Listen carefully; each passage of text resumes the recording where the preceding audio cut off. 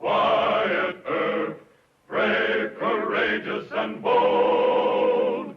Long live his fame, and long live his glory, and long may his story be told.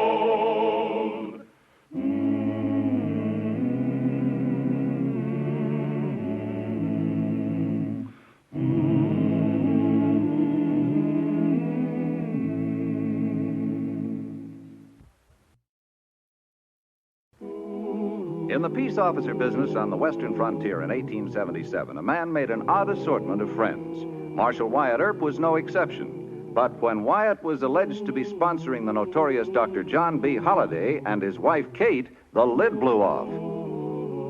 But Wyatt, the man's a gambler and a killer. And his wife makes trouble everywhere. Folks are talking, Wyatt. Mean talk. They just don't understand. Wait a minute, will you? Now, you and our new mayor, Mr. Kelly, haven't given Judge Tobin a chance to say one word. What do you want to do, monopolize the whole Inquisition? Your turn, sir. People like Doc Holliday and his wife are bound to embarrass you, Wyatt. Doc's every bit as bad as Ben Thompson, or worse. Remember all the trouble that Thompson caused you? Yes, sir, but he isn't... It's no use, Judge. He says Doc Holliday saved his life at Chancey's camp. Thompson did you a favor like that once, but you finally had to run him out of town. Holliday took your part in a gunfight? He slid his gun along the bar. Otherwise, I might have been cut in two with buckshot. Makes it kind of tough, Judge. Yes, I can see that. Listen, Wyatt. I owe you for saving my life a couple of times. But you wouldn't expect me to break my oath as sheriff if you turned outlaw? No, I wouldn't. But Dr. Holliday hasn't stepped out of line since he got here, and I just can't run him out of town until he does. Well, that won't be long. You'll crack right down on him then? I give you my word. I just like to be cynical, Wyatt, but men like Holliday sometimes go out of their way to get a peace officer in their debt. Now, this isn't a matter of personalities or favors owed. We're starting what I hope will be a final drive to civilize this town. Doc Holliday doesn't belong here. No, sir, I guess not. Is the meeting over? For the present, at least.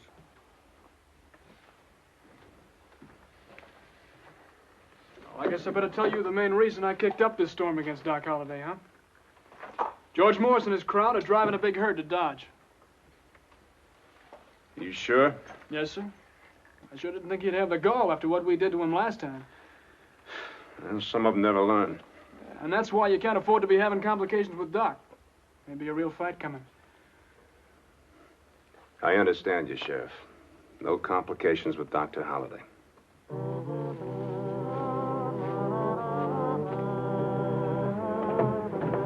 Just a second, Doc. Mr. McDaniel, I haven't a second. Now it's going to take a little longer. Shell out $100. Why should I do that? You cheated me last night. If you have a gun, sir, you better go for it. Get a doctor. Where's the doctor? I'm a stranger here myself. Doc Holliday, he shot me. You saw that? He shot me.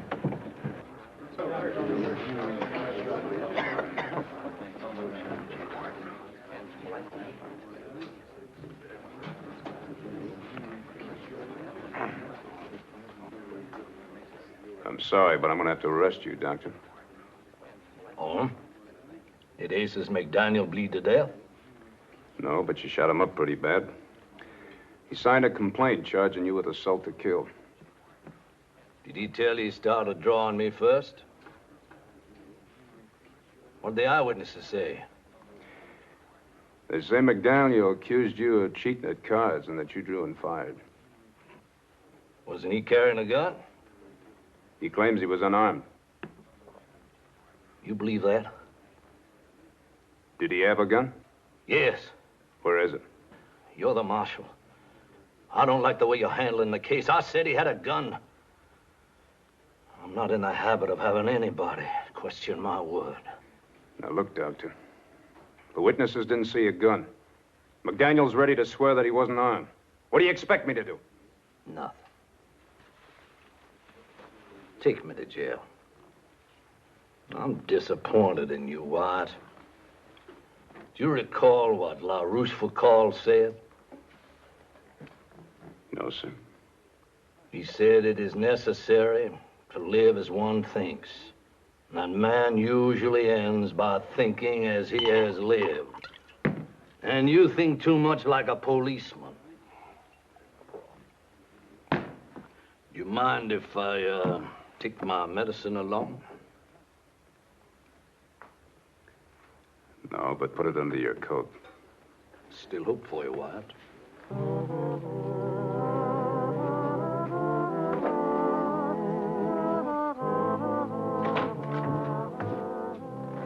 Well, we were right about the doctor, huh? I don't know. Oh, come on, Marshal. Dr. Holliday said that McDaniel had a gun. I think he's telling the truth. Oh, where is the gun? You know, I asked him that, and he got a little bit sore. I think he's acting cantankerous just to prove something. Aren't you ashamed of yourself? How could you put the doctor in a cold, dirty cell? Well, have you no human kindness? A man at death's door. Let's see you later, Wyatt. Thanks. Mrs. Holliday, I told your husband that he could go free on bail, but he wouldn't put up the bond money. Naturally. He's no criminal. But he's got a criminal complaint against him. Bosh. You're just trying to roust us out of town. Let's go, Wyatt. Where? To the doctor's cell. Taking him out of this dirty place. And don't try any tricks. I'll shoot. I'm sure you would, Mrs. Holliday. But I don't think you're acting very smart. I'm not a smart woman. I just love my husband. I'm wasting time.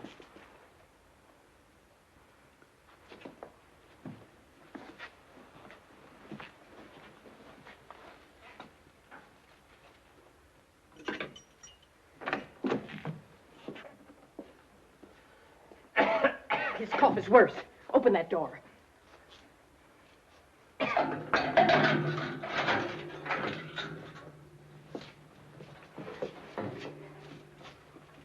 Gun. The gun, my dear. Fully cocked. Allah's good to you, sir. John, what are you doing? I knew you'd come, Katie. I can always count on you. But I gotta stay in jail this time.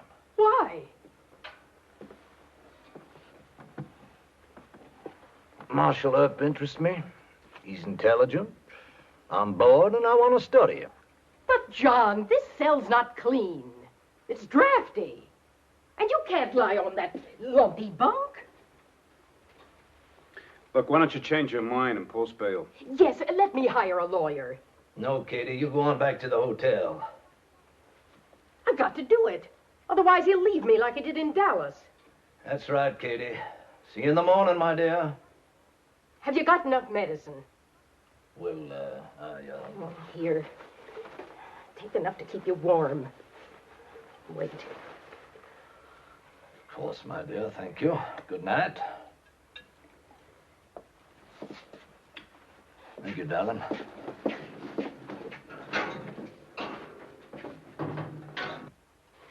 All cell doors must be locked at once.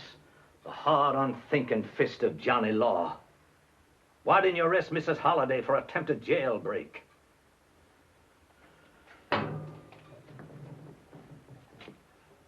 Because I pity her.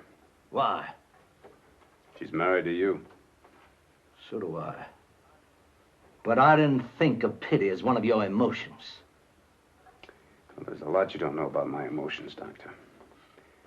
Why don't you tell me about McDaniel's gun? Why should I? You wouldn't take my word. Look, you're coming up against Judge Tobin.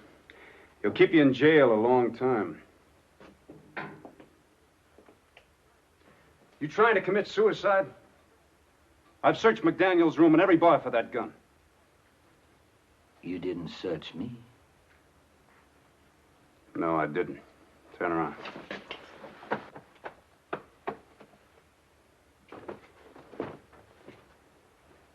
I believe you're worried. Sure, I'm worried. I don't want a sick man put in jail if he can prove he acted in self-defense. Now, if you know where that gun is, why don't you tell me? Your friends don't approve of us holidays. Friends? What friends? Masterson, Tobin, Kelly. Oh, you got a lot of them. That's not the point. We're talking about evidence. Vital evidence. I'm talking about your friends. I don't like them, and I don't like you. All right. If that's the way you want it. That's just the way I want it. I'm going to make monkeys out of all of you in court. Doctor, I await this with great interest.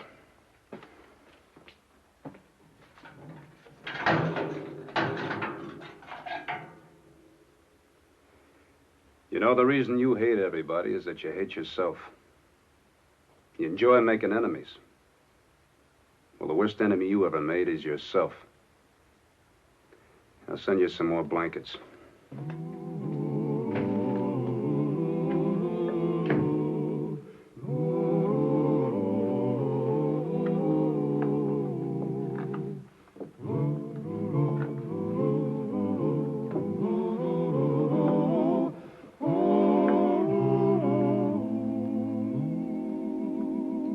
You may step down.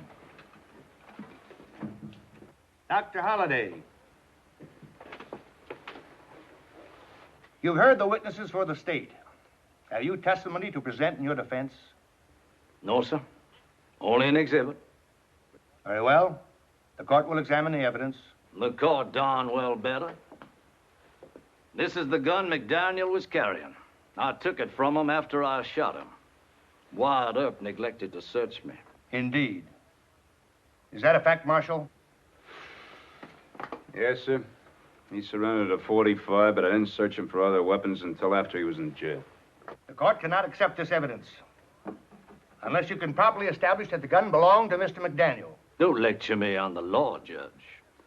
I think Mayor Kelly can identify the gun. McDaniel purchased it at his store about a month ago. Mayor Kelly. Speak up, Mayor. I haven't got all day.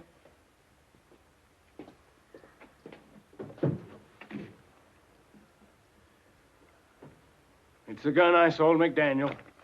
Wyatt Earp seems to have honest friends. That will do. The court rules. If the court please. Well? I wish to state that I hold hard feelings against all of you for this stupid blundering. I don't like Dodge City or anyone in it. But Mrs. Holliday and I are leaving this town at our own convenience, not yours. Now the court may rule, sir. Thank you. You're welcome. The court must accept Dr. Holliday's explanation of this affair. Case dismissed.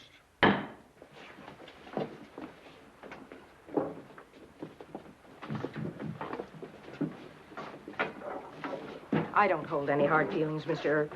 You did your best to persuade John to go free on bail, and you did look everywhere for that gun. So, let's shake hands. Come on, Katie. What I said goes for my wife, too. George Morris is coming after you again with a lot of his men, Mr. Earp. Shut up.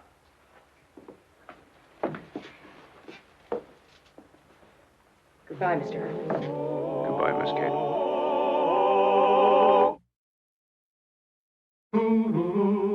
That stands to reason Morris and his men won't sneak into town the way they did last time. This will be Morris's last water stop before coming into Dodge. I vote to ride out there and take them before they ever hit town. Well, what kind of a legal reason you going to give him? Legal reason? Well, for Pete's sake, charge them with attempted murder. Shooting up Dodge, everything they did last time. Well, you're the sheriff.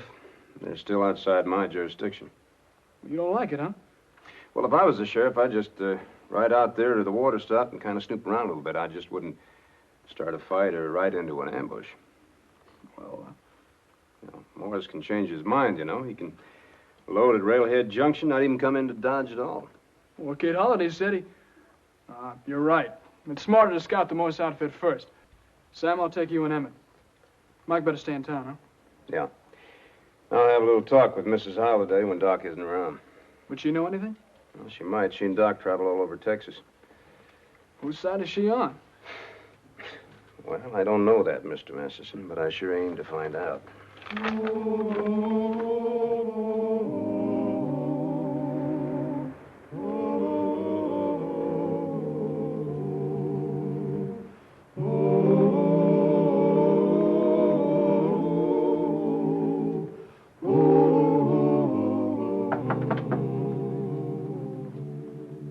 Mr. Earp. Oh, dear. Tell him I'll just be a moment. Yes, Miss Holliday. She's getting fixed up. Take a chair. Thank you. Miss Holliday, you wait for me. You get a lace and I'll knot it up. There. I'm out of it. Peggy, you take a walk.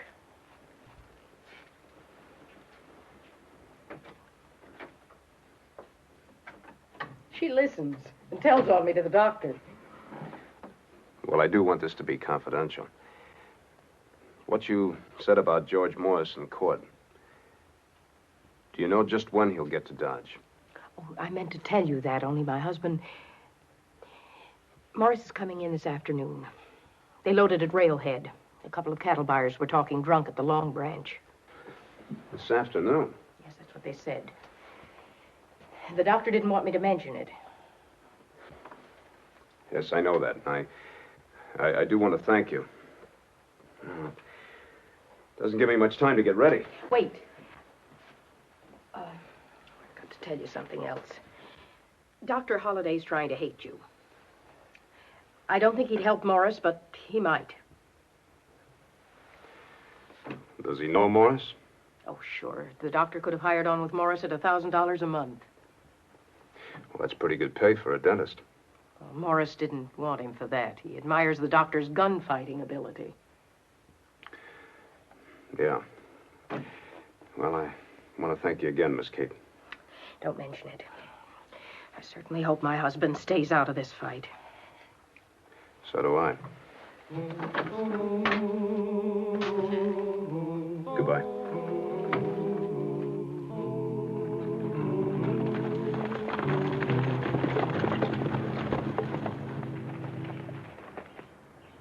Well, let's straighten out the boys, Curly. Some of you will start a hoorah south of the line. The rest of us will move to Tramp Earp at the foot of Front Street. You think you'll be sucker enough to head into Front Street, George? I'm betting on it, Curly. Earp always heads straight for the sound of guns. I figure that we'll meet him at Nick's corner. He'll probably come out of the alley.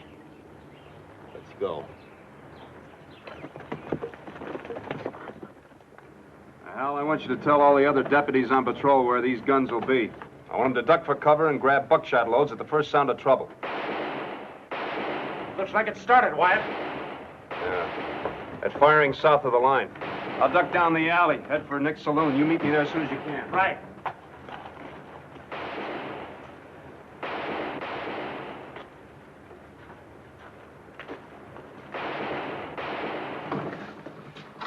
It's George Morris and Curly Bill. They're coming down Front Street. Not so loud. Loud? Guns are going off, mister. Shut up. I like to hear guns. Continue.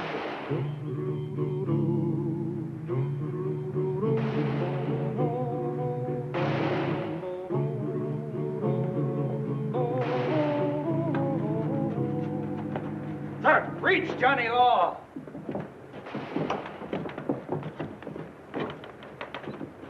You see, I'm limping, Earp. That's what you and Masterson done. You had it coming. Guess what you got coming to you. Cut the gab, George. Shoot him. No rush. I want to tell this mangy Johnny Law how stupid he is. Where do you want the first one? Start shooting or I will. No, he's mine. I'm going to cut the legs from under him the way he done to me. Then you can finish the job, Curly. Drop him, George. Curly. Doc Holliday, not you. It's Wyatt Earp, Doc. Don't shoot him, Wyatt. Drop your guns, or Wyatt might kill you this time. Cut loose. No. Against Doc. Pull that trigger. I want you to. Why did you hit him? Because he'd have pulled the trigger. And I'd have cut him in two. All body and no brains. What are you going to do with the rest of them? Jail. Al, Bill, worry about their guns. I'll get Nick's porter to put them in a gunny sack. I'm thirsty. Go on, cart them off.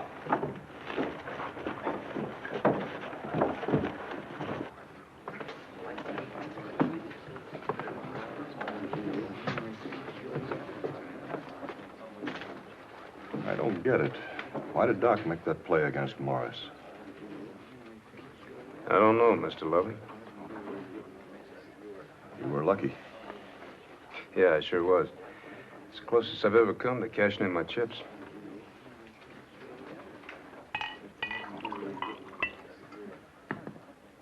You should have let me empty both barrels at Curly.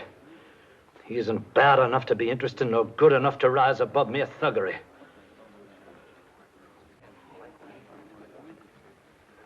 Look, why don't you and I try to understand each other? I understand you. No, you don't. You think I'm going to try and roust you out of town? That's what your friends want. Well, that isn't going to make any difference. As far as I'm concerned, you and Mrs. Holliday can stay right on here in Dodge. What am I supposed to say? Thank you? No. I'll see you around. Oh, no, you won't. My wife and I are leaving. You couldn't pay us enough to stay in this scurvy town. There's one point I want to make clear. You and I part enemies.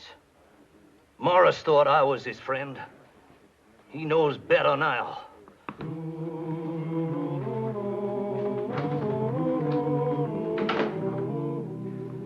And I think I know what's wrong with the doctor. His whole life, he's never had an even break. The war ruined his parents. Bad health ruined his career. And he was just plain ornery to start with. Yeah, I guess so. But look, do me this one favor, will you? No, sir. I don't beg Doc Holliday to stay in Dodge. I'm not asking you to beg him. You're the sheriff. All you got to do is say that as long as he behaves himself, that Wyatt, he can... will you wait a minute? Just say that you won't make things any tougher on him. Wyatt, there's a devil in Doc Holliday, and he's got you in his debt again. All right, so he's got me in his debt. But Look, that you'll doesn't ask mean for that... payment, some favor you can't afford to do for him. You believe in gratitude, and Doc knows that. Look, will you take my advice this one time? Let Doc leave town and forget him. Oh, Wyatt, Mrs. Holliday wants to see you at the hotel right away. She says Doc's having a bad time. He's awful sick. She sent for Doc McCarty? He was there when I talked to her.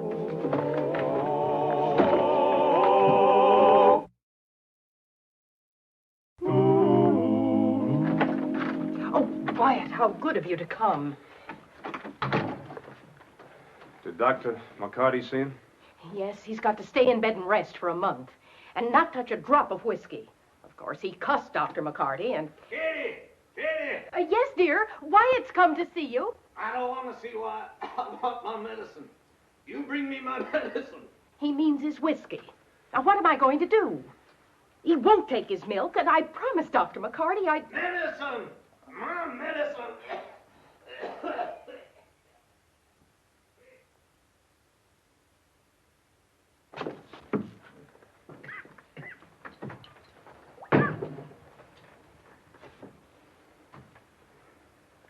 Whole town's betting you drink whiskey and die. George Morris has already bought your grave in Boot Hill. They're fighting in all the saloons for the privilege of acting as pallbearers. I wouldn't bet a dime on your chances myself. No, you go on back to that filthy poison. Swig the liquor down and die quick. They're digging your grave.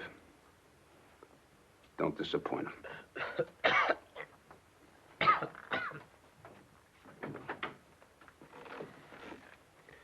I'll see you about the funeral arrangements in the morning, Miss Kate. Wyatt, will it be that soon? The whole town's betting on it. Good night.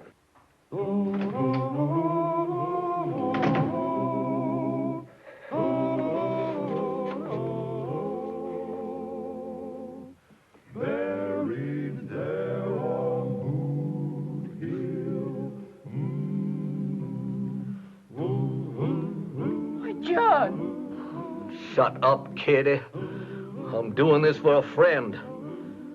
To Marshal Wyatt Earp. Oh. Put me in Boot Hill, will they?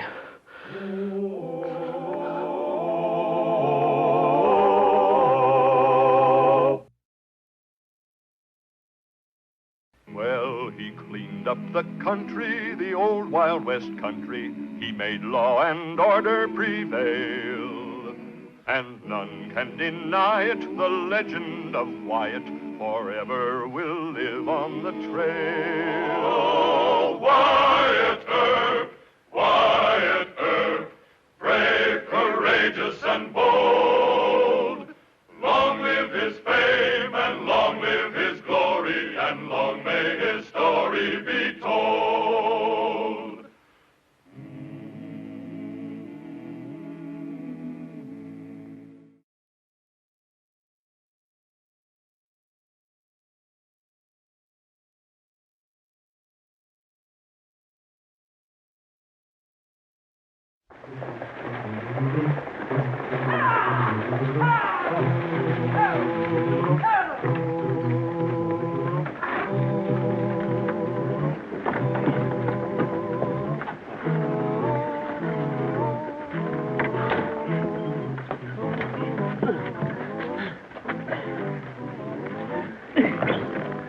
Who jumped you, Mr. Rennick? Skunky Grogan and his men. They had Doc Holliday with them. Are you sure? There's no Grogan or Holliday anywhere, even behind masks. Doc doesn't need to rob stages. How much do they get? Not a dime. We outrun them.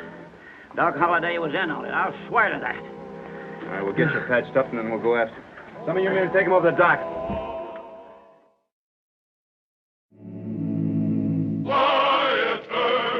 Wyatt Earp, brave, courageous, and bold. Long live his fame, and long live his glory, and long may his story be told. The Life and Legend of Wyatt Earp, starring Hugh O'Brien. The friendship between Marshal Wyatt Earp and Dr. John H. Holliday, gambler, gunfighter, and killer, was one of the enigmas of the Western frontier.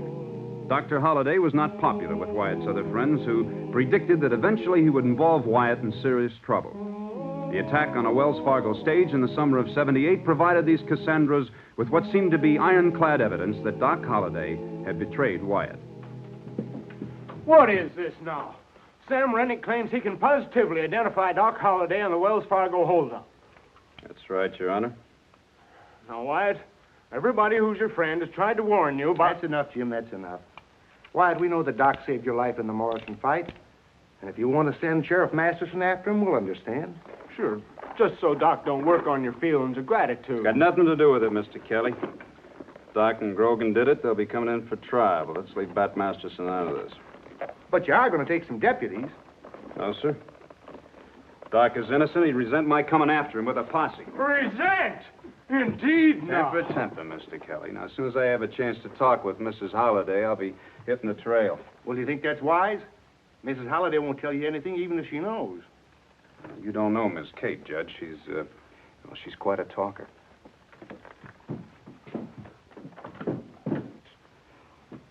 Doc Holliday, a sick man associating with Skunky Grogan. Well, maybe they did try to rob the stage. But why? John won over $50,000 gambling in Denver. Now, why would he want to turn to stage robbery? Well, maybe he didn't, Miss Kate. He probably did. Yes, life has been dull since we got to Dodge. John would rob a stage just for amusement. Did he tell you where he was going to meet Mr. Grogan?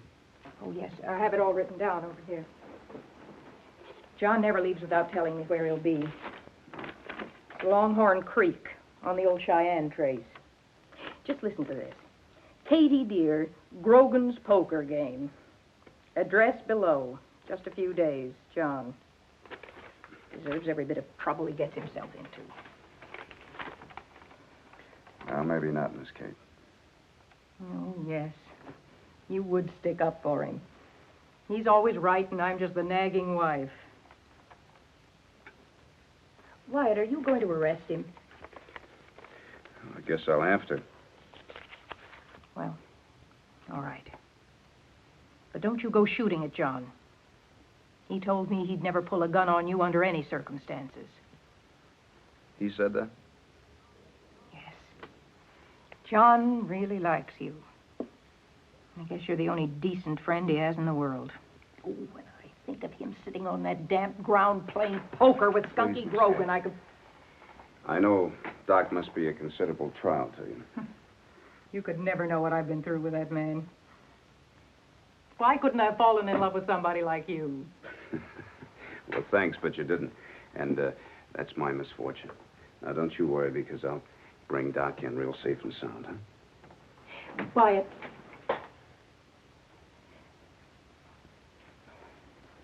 Bless you.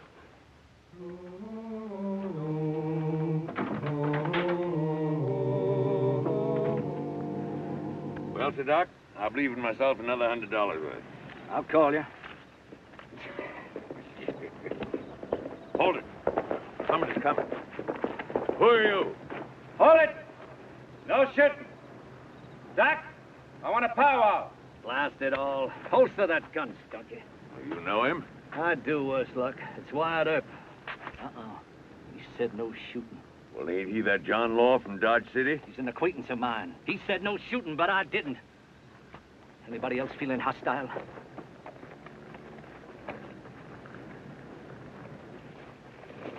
Mr. Grogan, this is Mr. Earp. I suppose Katie talked you into riding out here.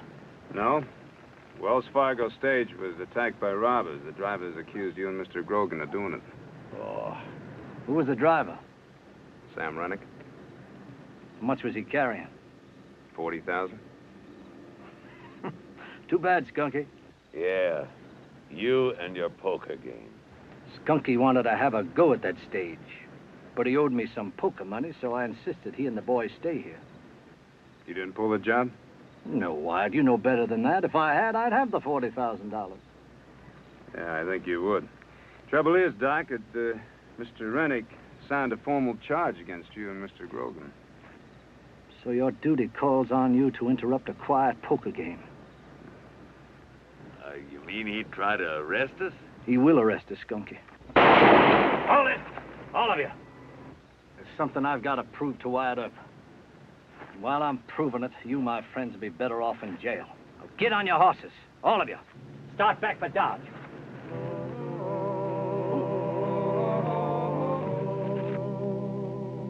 Mr. Rennick has testified that he recognized Dr. Holliday and Mr. Grogan among the men who attacked the stage. That's right. Ordinarily, this court would not hold a suspect on the evidence of one witness. You may step down. Thank you. However, the general reputation of Dr. Holliday inspires no confidence in this court. Or in me either. That's enough. Each of the suspects is charged with attempted stage robbery and will be held in jail unless bond is furnished. How much is the bond? $1,000 each. It's an outrage. I won't pay it. Order! Your Honor. Yes, Marshal Earp. Your Honor, Dr. Holliday's wife gave me money for the bail. I asked the court to accept it. Well, You see, Your Honor, Dr. Holliday is he's not in good health. So I ask you to... No, Wyatt. I'll go to jail. Come on. Order! Bail is accepted. Thank you. Wells Fargo is a very important company, Wyatt, but it's only human like the rest of us. So? Northwest route hasn't been changed since you rode shotgun. I never made that run. Never drove into Dodge. It's a good thing you didn't. They would have spoiled your perfect record. That route is a stage robber's dream. Hit straight through natural ambush. All the bridges are either rotted or wasted away. That stage could have been jumped at any one of 100 blind spots between here and Nevada. I could never understand why they didn't change that route.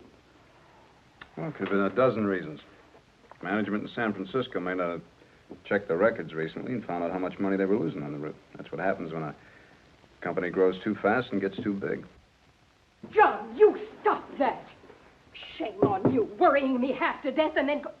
Wyatt, stop him. He should be in bed. Wyatt, if you want to solve that bungled stage robbery, see me later. How beautiful you are today, my dear. There's nothing like 2 days with Skunky Grogan to make a husband's heart grow fonder.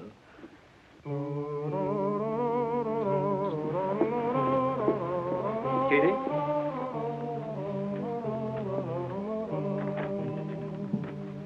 Well, maybe you can talk some sense into him, Mr. Paget. I don't understand this. The Marshal and Wells Fargo are old friends. Now, you say he doesn't believe the Grogan outfit attacked number 81? Not only that, Doc Holliday has him twisted around his little finger. Like 'tis the scandal of our town. Doc Holliday.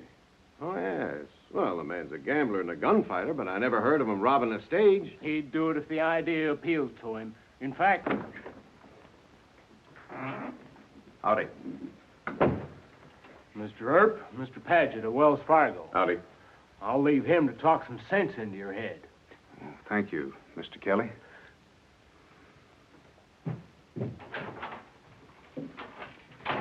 The mayor doesn't like my associating with Doc Holliday.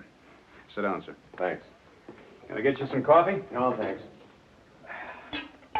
Well, you got any new information? No, I haven't. I just got in by train from KC. Oh. All I have is the driver's identification. Well, that's enough, ain't it? I mean, we can go to trial right away. No, sir. Why not? Grogan's got a record in Missouri. The jury would send him and his boys up just on general principles. Well, general principles aren't enough for me, Mr. Paget. And what about Doc? Stretch in jail wouldn't hurt him. It'd kill him. He's got a case of TB. I thought you were still on good terms with Wells Fargo. Not that good. Sorry, Marshal. But it's always company rule to press for a quick trial. Yeah, you can do that. Good day, Mr. Paget.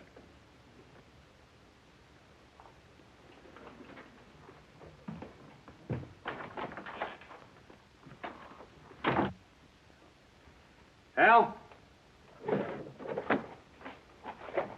Yes, sir. When's the next stage leave for Nevada? 12 noon. All right, duty roster's on the desk. You take over. Yes, sir. Meet me at the stage depot with a shotgun and a Winchester. I'm going to go talk with Doc Holliday.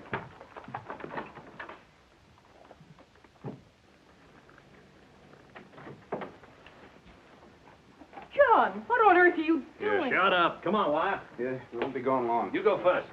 John! John! John, you never leave without telling me where you're going. Locking me in.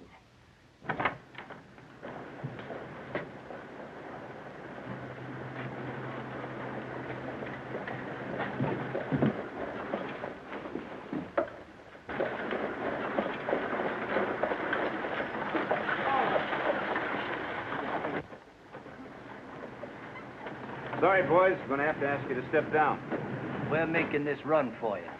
It's in the nature of a little mission. Come on, get down. Move.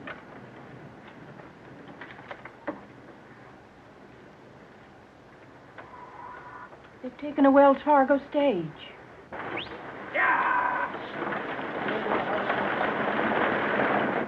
They stole it.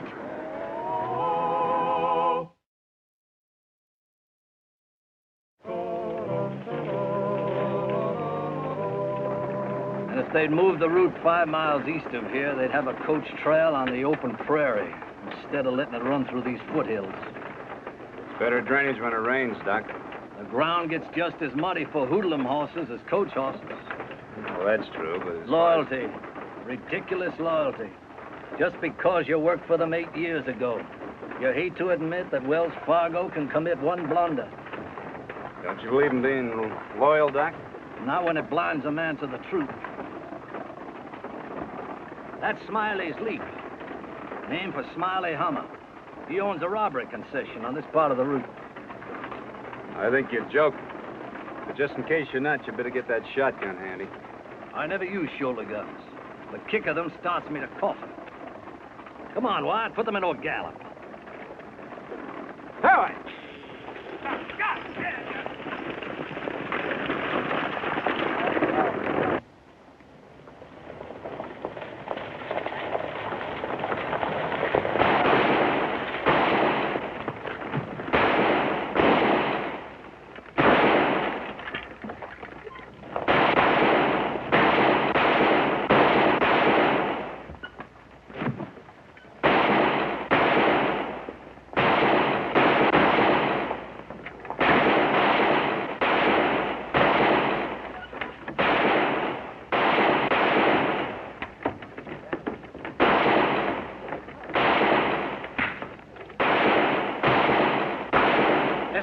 him, Wyatt. Let's get out of here.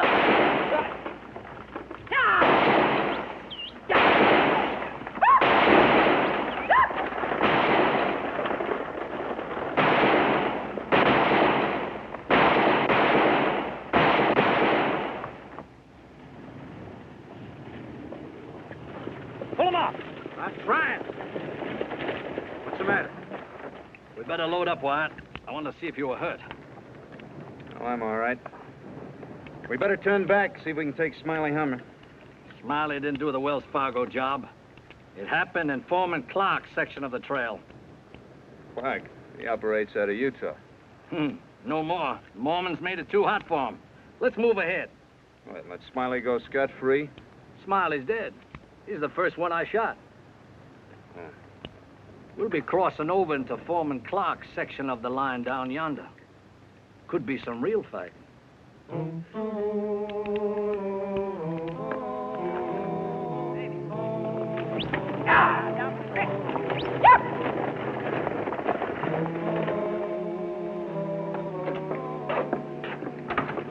Let's hold them up. They won't go. What do you mean they won't go? They're all Earp and Masterson deputies. They say if Wyatt took that stage, he took it for a good reason. Oh, sure. I'll ask Judge Tobin to swear in a citizen's posse. No, you won't, Mr. Paget. What?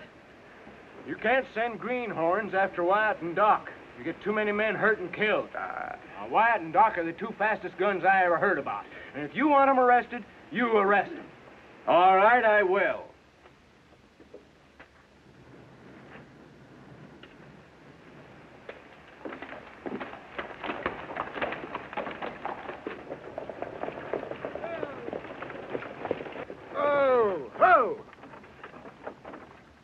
Sand looks pretty deep up there. It's supposed to be a bridge by someplace. Used to be. Up the stream a piece. Indians burned it. Yeah, well, I better get down and take a closer look. You're just wasting your time. Suit yourself, Wyatt. Hey, come! Hey! Get that!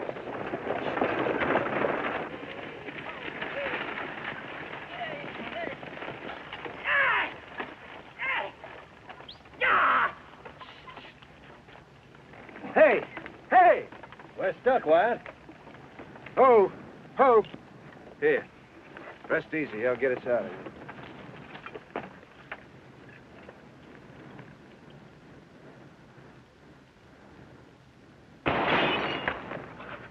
My last pint. Let's run.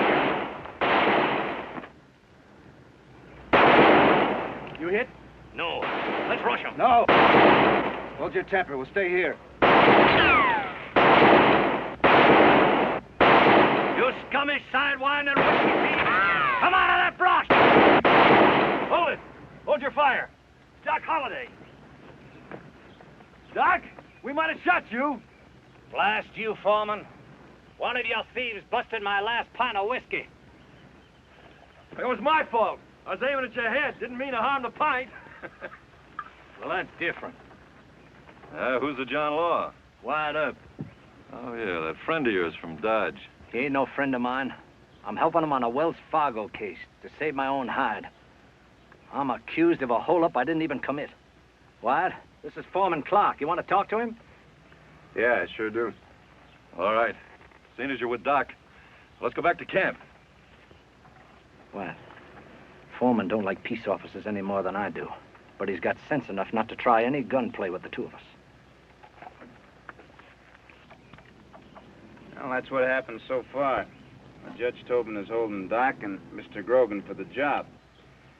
I don't think they did it. That's smart thinking, Mr. Earp. No stage has ever gotten away from Doc. It's right. That's what I told him. Well, who do you think did it? Well, not me or any of my boys. That twisty hoodlum, Sam Rennick, the one who testified he saw Doc, he used to ride with us. And nobody who knows him would ever believe him. How'd he get a job with Wells Fargo? Oh, well, heck. Everybody makes mistakes, Mr. Earp. And they do, too, once in a while. All right, Doc? I told him. You never said you knew Rennick.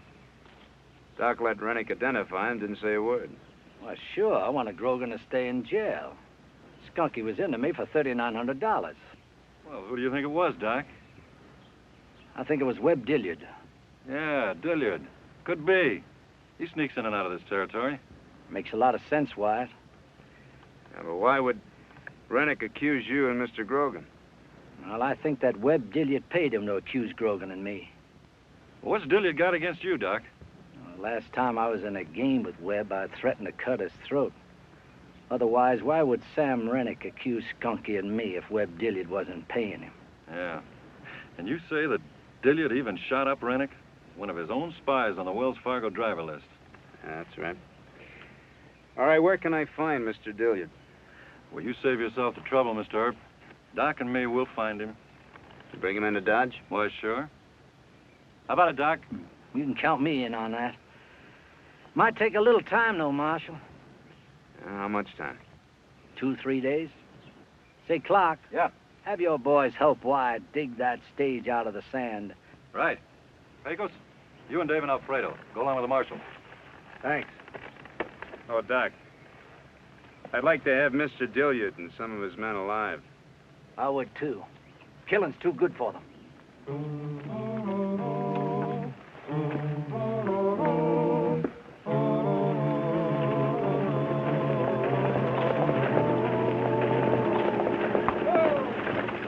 Whoa there, Marshal. You're under arrest for stealing that coach. You go for that gun and I'll crease your thick skull. You forget I'm a special agent for Wells Fargo.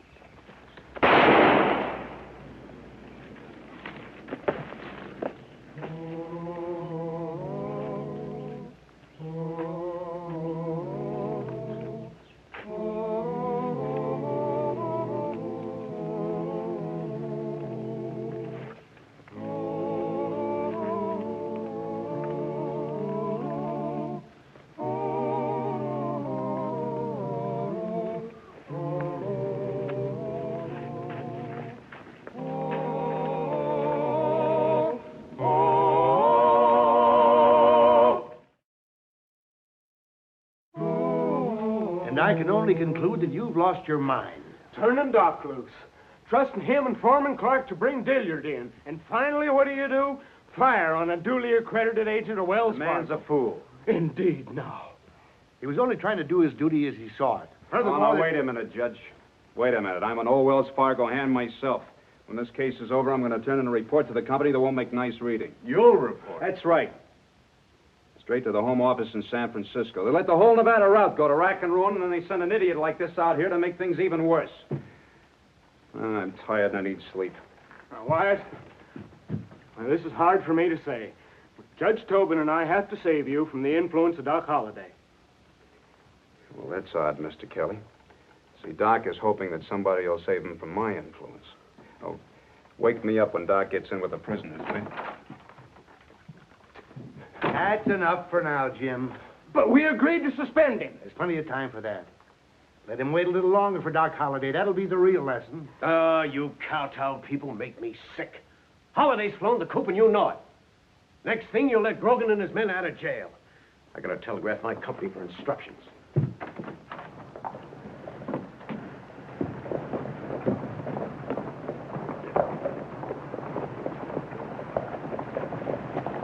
Where's Wyatt? He went to take a nap. Oh, he did he? I could do with a nap myself. Webb Dillard and Associates. Come on, Kelly. Start earning the pay you graft. You'll find the guns in the saddlbag.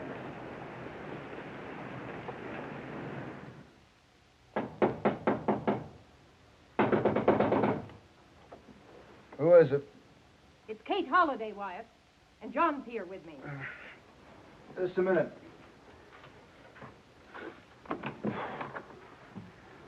Oh, come on in. Won't you sit down? No, thanks. Look at him. Wyatt, just look at him. The doc looks the same as usual, Miss Kate. Did you bring the prisoners in? Yes, Wyatt. Thank you, Doc. They turned Skunky Grogan and his boys loose. Now John wants to ride up to Skunky Grogan's camp and start that poker game again. Oh, Wyatt, stop him. Save him from another sick spell. Katie, it's my life, and it's my money. I gotta go and win it back from Skunky Grogan. Now, wait a minute. If you win from Grogan, he'll pay you back in stolen money, won't he?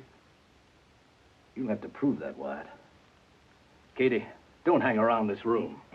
They'll throw Wyatt out of the church. What am I going to do? Well, Miss Katie's your husband.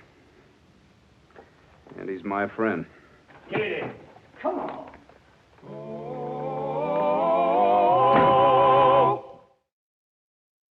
Well, he cleaned up the country, the old Wild West country. He made law and order prevail. And none can deny it, the legend of Wyatt forever will live on the trail. Oh, Wyatt Earp, brave, courageous, and bold. Long live his fame, and long live his glory, and long may his story be told. Long may his story be told.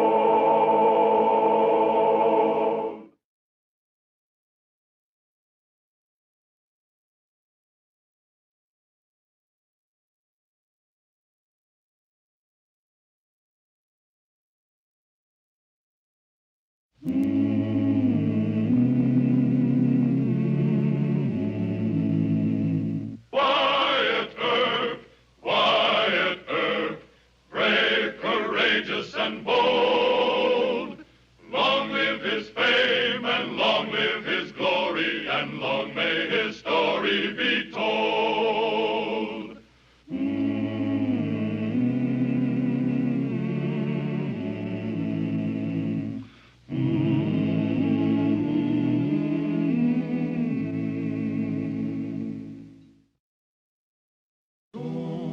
Ever since Bat Masterson's election as sheriff of Ford County, Wyatt had known he must appoint a chief deputy to replace Masterson. Bat had proved himself with guns and fists. In Wyatt's absence, the hoodlums of Dodge City respected Masterson. Any other man named chief deputy would have it tough. Here you leaving town, Wyatt. Yeah, that's right. Sheriff Masterson sent word he's got some bank robbers holed up in Bushwhacker. Hal, you'll be acting chief deputy. Yes, sir. Hank, Ted, and Lou, you'll be taking orders from Hal until I get back. Wyatt, why can't Hal or one of us go help Masterson? Well, because I know Bushwhacker and you don't. Hal, if you want to ask any questions, ask him while I'm loading. Right.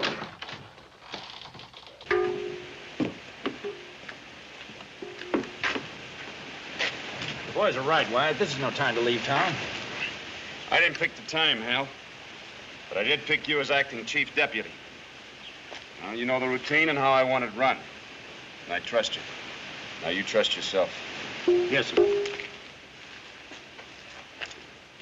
I'll be back late this evening sometime. You explain it to Mayor Kelly. I didn't have time. Right.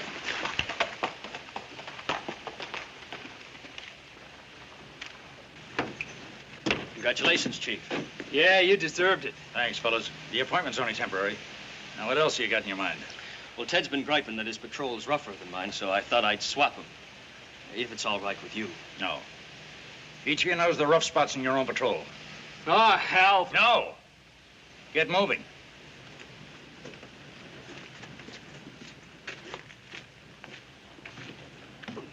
Hal. Yeah, Louis. Today might be a rough one. Aren't you going to swear in a couple extra deputies? With Wyatt out of town, it'll take at least 2 guns to make up for him. Huh? I said it'll take at least 2 guns to make up for him. And you'd always want to do things your way. You admit you're short-handed. Why don't you let me swear in some special deputies? Mr. Mayor, special deputies are all right in a posse, but they're no good here. They just make extra business for the undertaker. Indeed, now. Indeed now. Now, cowhands have no respect for special deputies. They doubt that they're going to risk their lives just for a couple of days of extra work. Come on, Hal, we'll go get the drunks. Now, Wyatt, speaking of undertakers... In the hoodlums south, the line respect us, sure. But they ain't scared of us like they're scared of Wyatt. If I was you, I'd swear in 4 extra men. No. Huh? No, Wyatt doesn't approve of special deputies in town. Neither do I. Check the saloons. Just as you say, Chief. Louis thinks Wyatt should have made him chief deputy. In a tight spot, will he let me down? What is this now, Hal? Wyatt's riding out of town. When'll he be back? Tonight, Mr. Mayor, he went to help Sheriff Masterson. And he left you in charge? Yes, sir. Oh, word sure gets around fast. The Snaky W outfit just hit town, and they're all wearing guns. Where are they? The Alhambra Saloon. I'll swear in some special deputies. No, sir. What? Snaky W's not so tough. I'll make them check their guns. Oh, now, Hal. Maybe I hurt your feelings. You're better than average with a gun, but you ain't Wyatt Earp. I know that, Mr. Mayor, but the Snaky W's ain't Wyatt Earp either. Excuse me.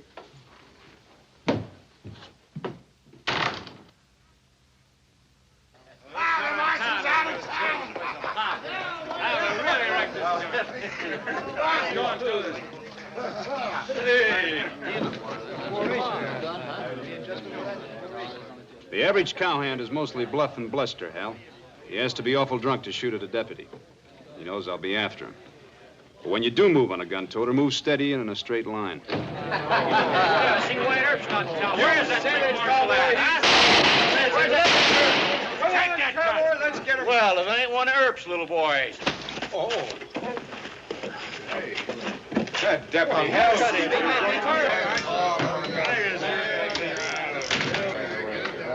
All of you wearing guns, check them. All right, come on, Check them, I said. Niven. Check this. Mike, put this behind the bar. What's the idea, Hal? You ain't Wyatt Earp. It's lucky for you Wyatt isn't here.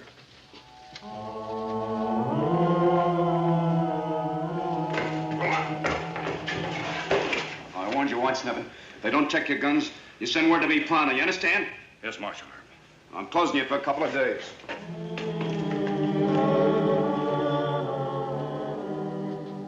You keep on acting like Earp, and Wyatt would close you for this. I'm giving you a break. Next time you sell drinks to men wearing guns, you will be closed. Any back talk out of you, I'll slap you silly. Why is the kid shot at him? I'll take that gun. What happened? Well, I asked him for a job. He cussed me, so I cussed him back. He started to draw, so I shot him. Mr. McKay never even reached toward his gun. That's right. Quiet! Either one of you see what happened? No, sir. Look, I'm telling the truth, officer. Are you lying? It's regular. Come on, give me back my gun. This is a necktie party. No. You bet it's your necktie party. Hold it, hold it! Start this boy off to jail. Now, there'll be no necktie party. But Mr. Norton... Don't crowd me. Pick him up.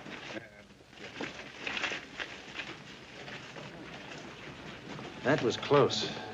But Ted and Hank backed me up. I know why they'd think I'm doing right. Now, I don't care how much money these cattlemen bring into Dodge City, Mr. Kelly.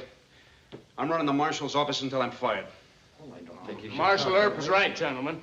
Now, you can always lynch a man, but if he's innocent, you can't bring him back to life. Now, I told you I'm investigating the case. Any of you want to adopt my word, we'll step outside. Now, Wyatt. Now, gentlemen, I promise you a fair and square investigation. Now, just come along, and we'll let Marshal Earp handle this. That's right.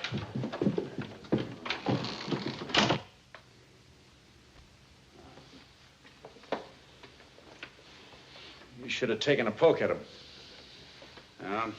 Mr. Kelly's a friend of mine. He's got his problems, too. They'll try and get your job. Al, there are two things that a peace officer has to be ready to toss on the table. One's his job and the other's his life. We're still breathing.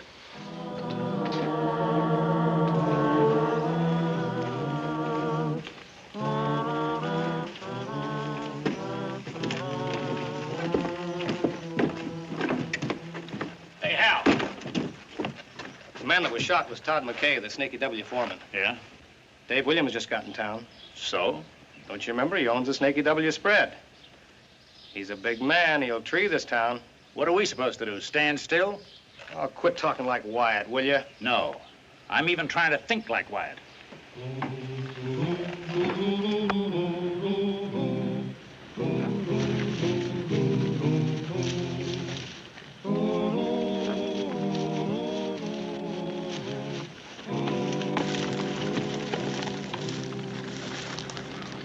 There they are. About 500 yards. Yeah.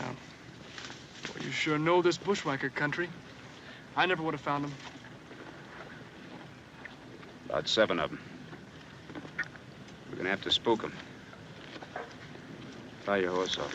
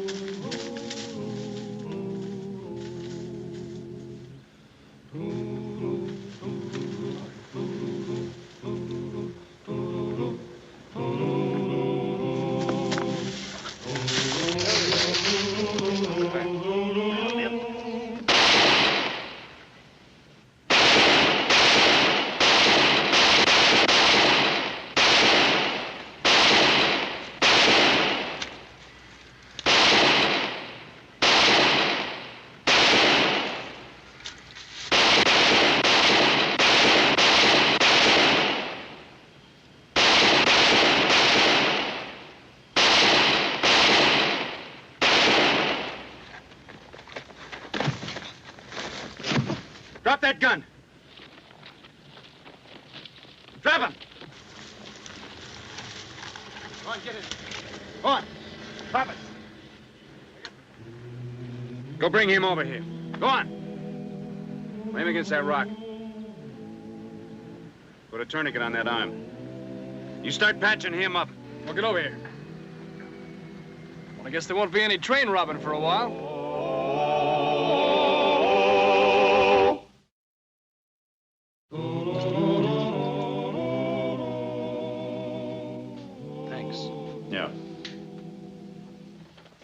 So, your name is Denny Kirk.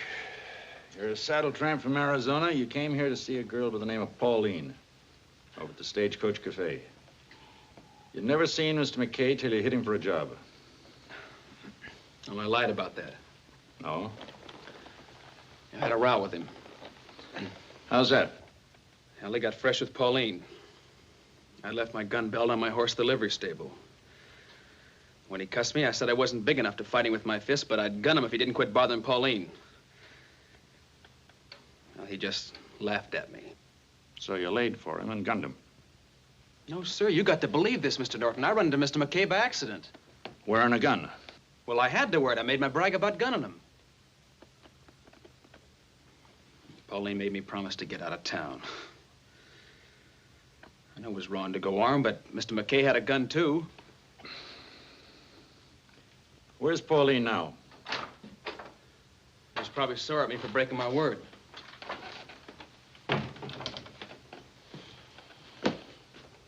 Where's this Marshal Earp that Pauline makes such a big hero of? He's out of town. My luck. Doesn't look like such a strong jail. No jail's any stronger than the officers in it. Lock him up. What are we booking him on? I don't know yet. Say it's murder, they'll bust me out of here and hang me. Easy now.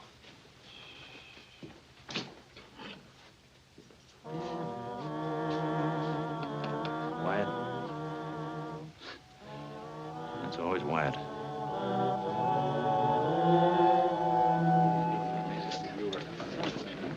Give me that.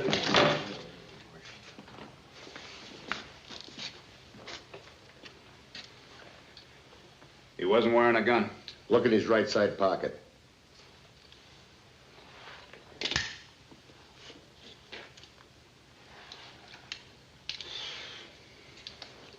Did he reach for this? No, but he was going to. All right, 2 Spot, you be at the inquest. Yes, Marshal. Get some of your men to take care of the body.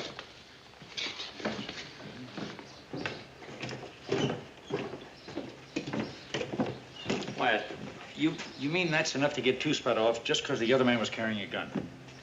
Well, 2 Spot was afraid, Hal. Now, all he's got to do is swear that he knew Mr. Averill was carrying a weapon. See, the law has got to recognize that a man who's in fear of his life can't be expected to act with steady nerve in a situation. A lot of peace officers don't understand that. We have to wait until a hoodlum actually starts his draw. That can be a long wait sometimes. Yeah, it sure can. You never take any chances with a man that's scared. You pity him, but you buffalo him real quick. Marshal Earp! Marshal Earp! Oh, you. Where's Marshal Earp? He's out of town on a case. You must be Miss Pauline from the cafe. Yes, I am. When'll he be back? Tonight, I hope. Oh, that's not soon enough. Oh, there's mean talk downtown. You got Denny in there? Yep. Well, you've got to let him out, Mr. Norton. I brought his horse. He can run for it. I can't do that. Why can't you let him out? It was self-defense. I can testify. You see the shooting? I didn't have to see it. Denny was scared of that man. And so was I. He was really hounding me. He deserved killing. Marshal Earp would turn him loose. I know he would. Not right now. You're nothing but a deputy. This would have to happen with Marshal Earp out of town. I can pay you, Mr. Norton. I'll give you all the money I've saved. You trying to bribe me? Yes. They'll lynch Denny. Can't you understand that? Take it easy, Miss Pauline. Easy. I'm in love with him. What is your price for turning him loose? No price. You tell me all you know about the shooting. You mean from the start? You're very, very sweet, Miss Norton. Oh, no. Yes, you are, and well, you're smart, too. Now, look, I want you to do me a favor, will you? All right. I want you to tell your brother to come into Dodge City. Now, look, if I have to ride out there, he might get hurt. And, well, or I might get hurt. Now, you wouldn't want that, would you? No. That's my girl. Now, you want me to trust you, don't you? Yes. I'll go right away. You wait here. I'll wait right here.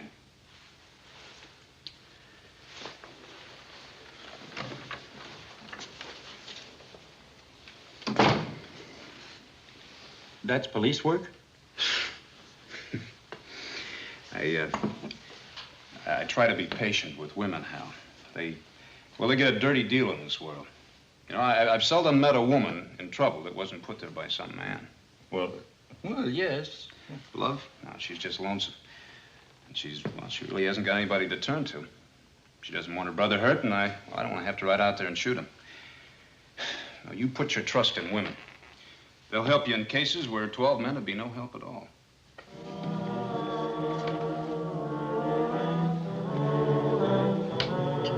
And I don't know if Denny drew on him or not.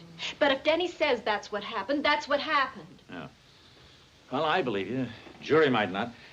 Now, Denny said that some men that live around town saw that fight. Then why don't you make him tell the truth? No, I can't search the whole town. That's your job. How? Where could I start? Go back to the cafe, ask a lot of questions, listen to the talk. Oh, but what if a mob should come? No. There are 3 deputies here and myself. They're not going to take Denny. If we can't fight him off, I'll turn him loose. I promise you that. I think I believe you. I'll do it, Mr. Norton. Thank you.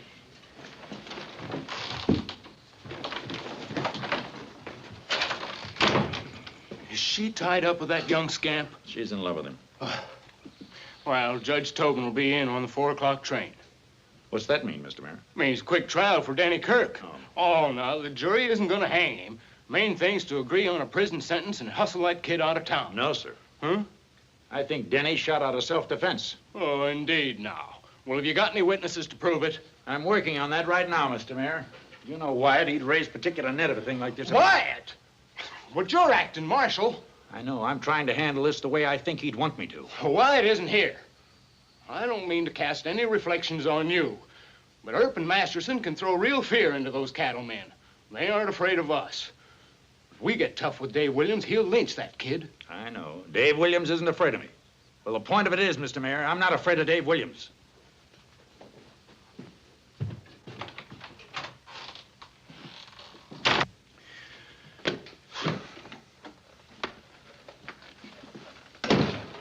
Something troubling you, Mr. Kelly? Where's Ted and Hank? Well, they went back on patrol. Norton's not handling this thing with common sense. Well, I got authority to fire him, you know.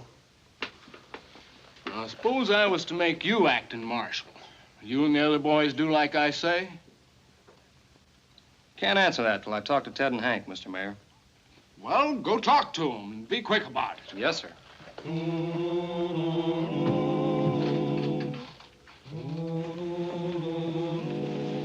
Hey, Norton. One thing you should always keep in mind about Texas men, Hal. They're still fighting the Civil War in Kansas.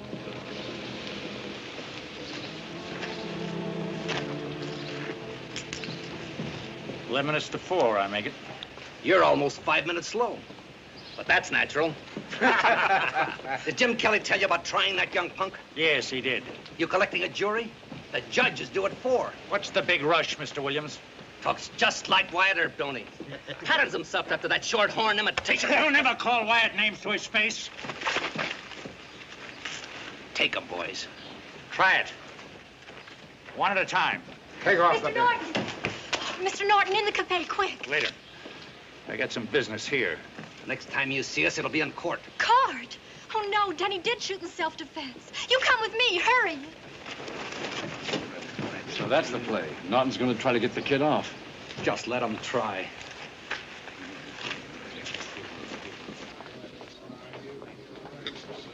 They're the ones, Marshal, these two. They saw it. I heard them talking. Well, Pauline must be loco, Hal. Nobody saw nothing. On your feet.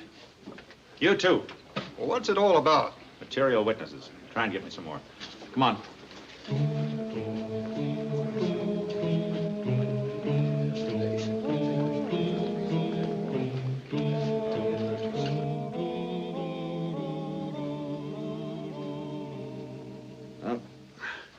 How many times do I have to tell you there's nothing to be scared about it? All you have to do is to testify to what you saw. That'll convince Williams that his man was asking for trouble. But what about that kid in there? You want to see him railroaded off to prison? Or taken out by a lynch mob? Oh, you're wasting your breath, Hal. Now, if Wyatt Earp was here, it'd be something different. You said you'd protect us, sure. But Earp's the only man they're scared of. And besides, I don't... Any luck? No. Well, we can't spare the time. Party starting? Yep. Lock him up. Come on, boys.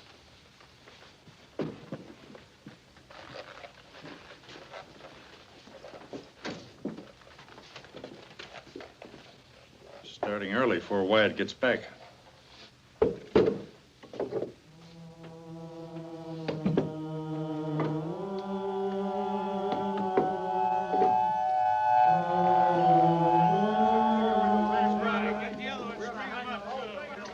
We better be getting outside. Why don't we pick them off from the doors and windows? You can't hide from a mob, Louis. Gives them too much courage. From the sound of that mob out there, they got all the courage whiskey can give them. Yeah, well, drunk or sober, Hal, all mobs are alike. One gunslinger who's made up his mind to go all the way is a lot more dangerous than 50 men in a mob. At least it's been my experience. Now, you can stay here if you want to, Louis. Louis always acts that way before a fight. Just don't get too brave out there. Wait till the boss shells cut loose. I've been following Wyatt for some time. All right, you come or stay, but I don't want you arguing with Hal if you come with us. I want silent deputies with their thoughts on spraying buckshot where it's going to do the most good. All right, let's go.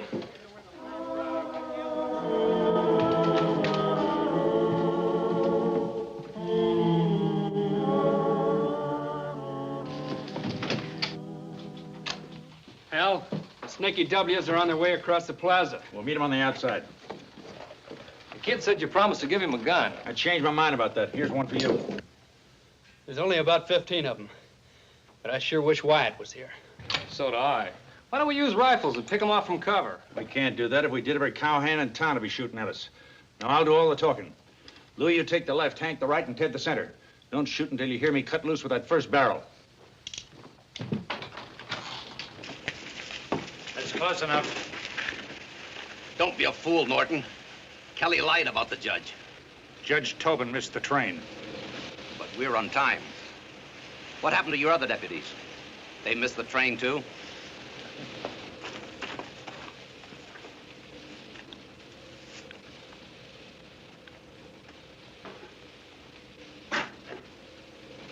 I said don't be a fool. Earp and Masterson may try to even things, but you'll be dead. Get out of our way. We're coming in. No, Jack Hal will blast them. Don't shoot! Why, you. These men don't want to lynch an innocent kid. Better have Doc McCarty look at Mr. Williams. The rest of you beat it. Go on, move.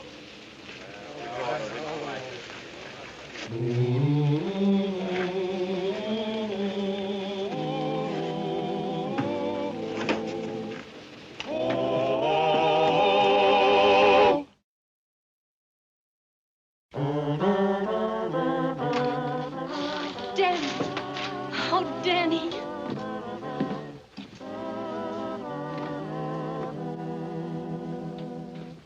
Well, it's about time. I thought you'd never get here. What's the matter? You been having a little trouble? A little trouble? Why? Oh, no, sir. It was nothing I couldn't handle. Well, that's what I expected, my chief deputy.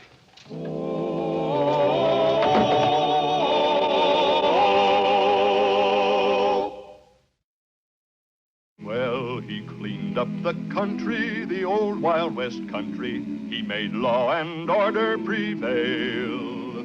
And none can deny it, the legend of Wyatt forever will live on the trail. Oh, Wyatt Earp,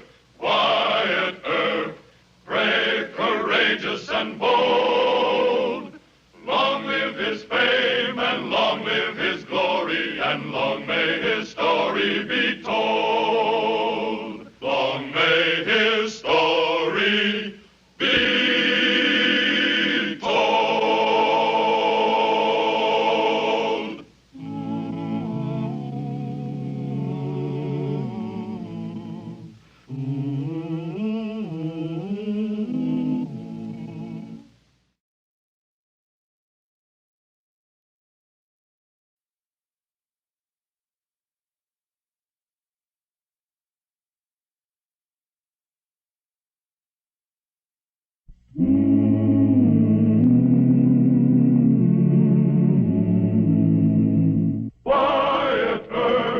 Wyatt Earp, brave, courageous, and bold.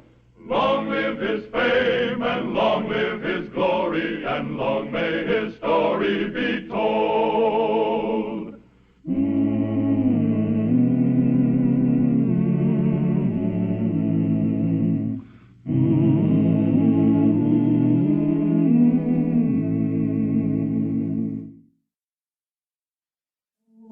The Ballad of Tex McKay, acclaimed in song as the drivingest hogger on the old Santa Fe, was like most of the fables about railroad and cowhand heroes. They had not much poetry and very little truth. But since Dodge City was both a cow town and a railroad town, Marshal Wyatt Earp occasionally became entangled with a lone cowhand from the Rio Grande, or with a hero on the hoof like Tex McKay, the bravest of the brave engineers. Marshal Earp liked to died from it, too.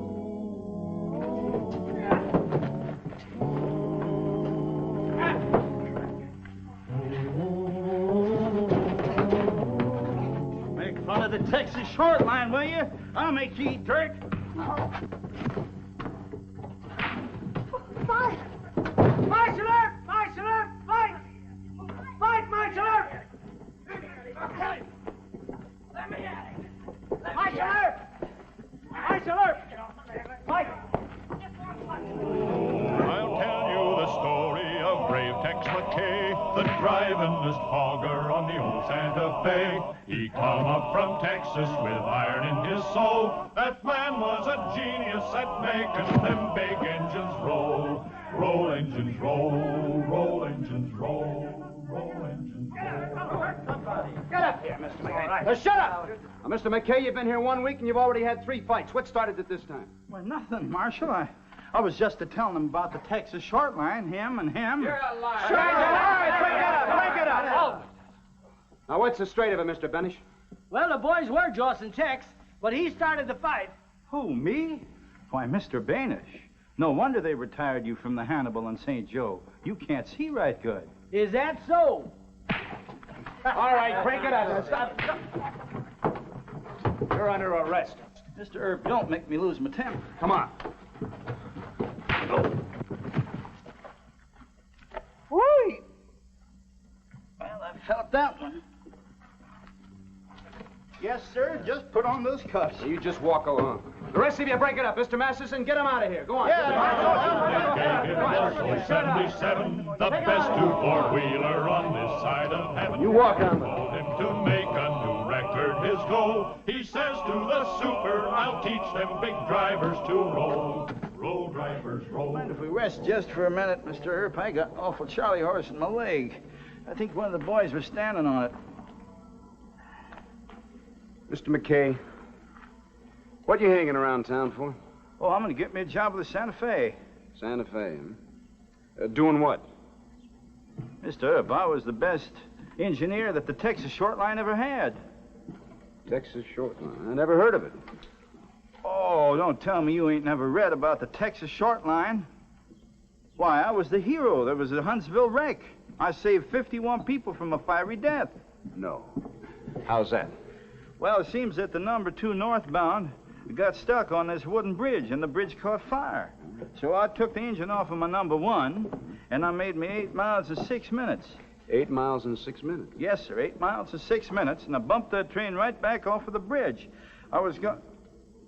You ain't doubting my word, are you, Mr. Earp? Oh, heavens no, Mr. McKay. Well, now, if it ain't Mr. Bates. Howdy, Super. Howdy, Tex. Another fight? No, sir, not exactly. Yes, sir. Can you get off with a fine, Wyatt? Oh, you want him? Well, I could use him. Well, that ain't going to be no problem at all, Super. You just give me time to fetch my headlight and whistle, and I'll meet you at the roundhouse. Mr. McKay. No, I'll pay his fine, Wyatt. How much is it? $5. Oh, thank you kindly, Super. No hard feelings, Mr. Earp. I want you to know that you've got the entire Santa Fe behind you from now on. Well, thank you. I wish you luck. Oh, well, good luck to you, Mr. Earp. Yes, sir, you've made a firm, loyal friend. I'll start 'em rolling right away, Super. Yes, sir, right away. Say, did that big talking Longhorn ever work for the Texas Short Line? Yep. They had 2 engineers. He was one of them. Had and was? Well, the TSL went busted. Too many wrecks, huh?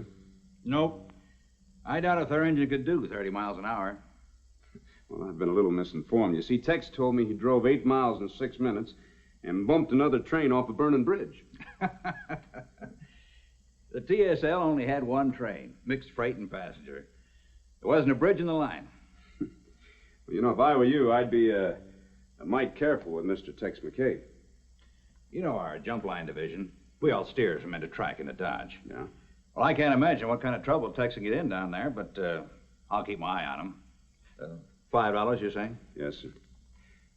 You know, I'm a mite worried about Tex. I sure hope you give him a fireman with no wife or children. Wyatt, I wouldn't hire Tex if I wasn't a desperate man. Tex got himself a whistle like a cyclone's cry. He picked himself a fireman with a cinder in his eye. The fireman says, you driver, while I pour in all the coal. And Tex says to the fireman, come on, it's time to roll, roll, roll, engine roll, roll, roll, engine roll. She rolled, didn't she, Whitty? I'll say she did, Tex. Why, them steers come into Dodge with their horns flattened back. Yeah. Boys, howdy, howdy. Did you all hear about me? Did you hear what I did with old 77? 28 miles in 25 minutes flat. Well, that's just creeping, Tex. Creeping? Well, that's more than 60 miles an hour with 9 carloads of beef. Oh, you must have kept the brakes on all the way. He's going to ruin that engine driving it so slow. Oh, poking fun at me, huh? All right, stand up. Now, Come Tex, on. you quit it. No, sir. They said we was a creeping. Come on, stand up and fight. Stop that. Come on now, stop this. I'm going to call the marshal. He don't wreck my place. Stop this, fellas. You're going to get hurt there. Stop this, fellas. I'm going to call the marshal. Marshal, fight. Fight. Fight, Marshal. Stop it, fellas. Don't wreck my place. Fight. 28 miles in 25 minutes. Now, you know that's impossible. That's more than 60 miles an hour. You're going to tell stories like that? You expect those men to believe you? Oh, well, I might have stretched the truth a little. Tex carries a slow watch, Mr. Earp. When other watches are running 49 or 50 minutes, his watch only shows 25. Look, in plain language, you were doing 30 miles an hour, not 60. Well, it seemed awful fast to me. Mr. Masterson, come on in here. Now, if you want to spread tall stories about speed, I suggest you don't try to impress the engineers and firemen of the main line. Now, if they call you liars, you are liars. Mr. Bates, I'm sick and tired of Mr. McKay starting fights. 15 days for him, 10 days for him. Lock him up. Isn't that pretty rough? I want it rough. Mr. McKay can't learn to tell the truth. Maybe he can learn to keep his mouth shut. Whoa, now, Marshal, please. Look, I'm not letting them go this time, Mr. Bates. Wyatt, I'm doing you a favor. They're speed crazy. Oh, please. Now lock them up. Thanks kindly, Mr. Bates. You sure tried hard. Well, that's our super. He sticks by his men in sunshine and in rain. That's sure right. Did I ever tell you about the time You get him out of here. Hey, come on. He's getting sore. Right in here. Now, look, Wyatt. 15 days for Tex and 10 days for Woody, and that's final. I'm not arguing about it. Yeah, since when? Look, all I want you to do is let them out for one more run. Then I'll bring them back and they can serve their time. Oh, now, you're not that hard up for men. Yes, I am. We've got 90 head of steers waiting at end of track. They can't wait in this sun too long. And they're owned by Les Pearsall, one of our biggest shippers. Just one more run, Wyatt. Then you can throw them in jail. All right. Thanks, Wyatt. You're the superintendent, but personally, I wouldn't trust Tex McKay with a hand car. I'll let you in on an official trick of the trade. We sealed the throttle on 77. That engine won't do over 25 miles an hour. Top speed. Mr. Bates, you've taken a great load off my conscience. Mr. Masterson, bring those 2 speed men out here again. Yes, sir. 7 engines was warming up in that little roundhouse, and 3 of them would have blown sky high if it hadn't been for me. Remind me to tell you about it sometime. Hey, Whitty, how's the pressure? Yeah, it sure is. What'd you say?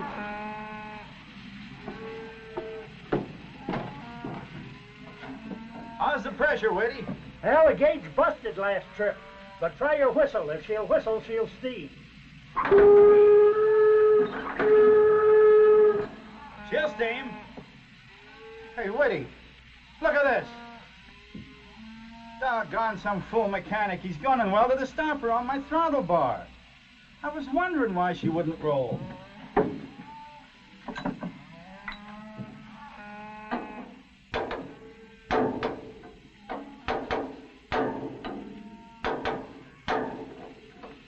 Maybe we better not, Tex. You hear them critters a-bellering?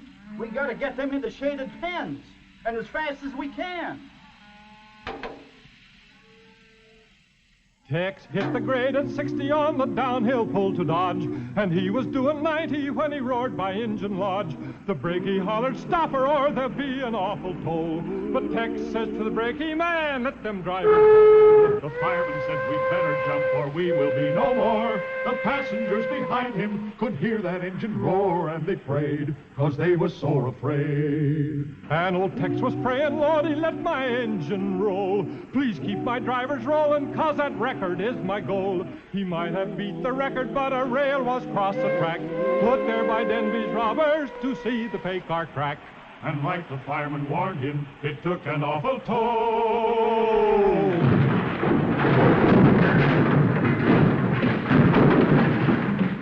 And like the fireman warned him, it took an awful toll.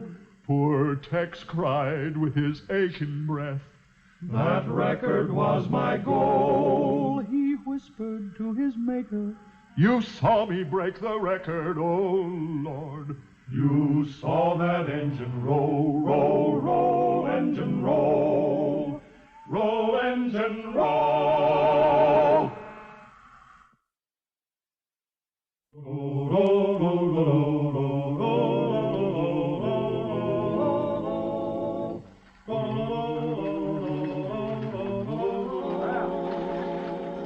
Oh, howdy, Wyatt. I was just on the way to your jail. Oh, Mr. Bates, I was awful sorry to hear about your wreck. 1 engine, 4 cattle cars, and a crummy smashed. Pearsall hasn't added up the damage to his steers yet. Put him in jail and lose the key. Super, if you all would just listen to me... Don't tell that yarn again. He said some train robbers put a rail across the tracks. That's right, sir. I saw him with my own eyes. Yeah, that's right. So did I. Now listen, this man's a hero. Why, if he hadn't been driving old 77... With the sandbox and the brakes right down to the final crash. Yeah, there'd have been more steers hurt. That's right, and all I'm getting out of this for a reward is 15 days in jail. Ought to be 15 years. What? Tex might be telling the truth. Mike Denby and his boys are laying low somewhere around Indian Hill. Denby? Who reported it? A Santa Fe special agent. There now. A train robber, Mike Denby. I don't believe a word of it. He's your own special agent, sir. I want Tex and Woody put in jail and kept there. All right, but just take it easy, huh? Take it easy? The Santa Fe don't tolerate wrecks. They'll have my job for this, that's what. All right, let's head for jail, gentlemen. Marshal. I know, you got it, Charlie, boys. Now, come on.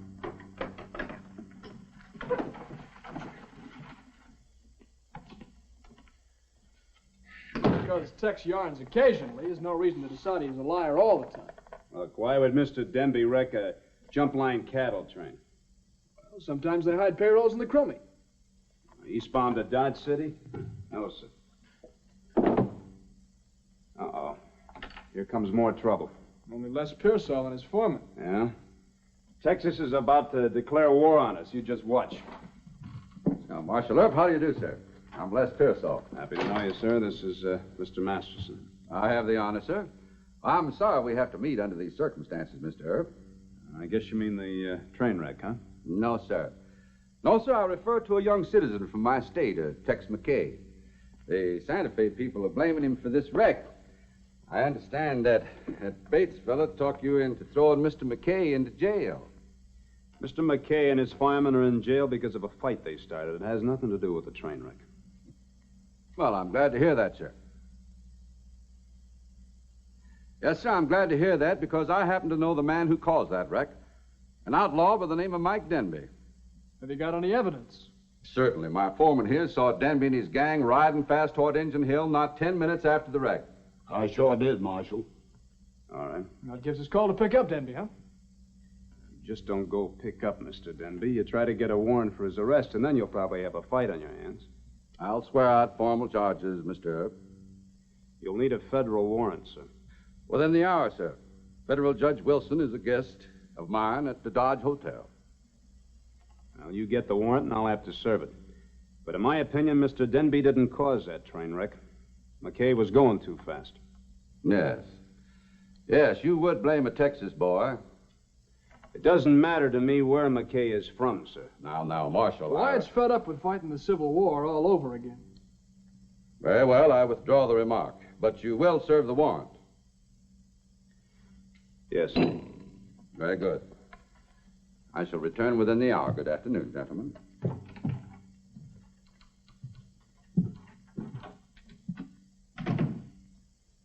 Tex could be telling the truth just this once, you know. He's worse than a liar. Hmm? He's a likable liar. That's more dangerous than a fool.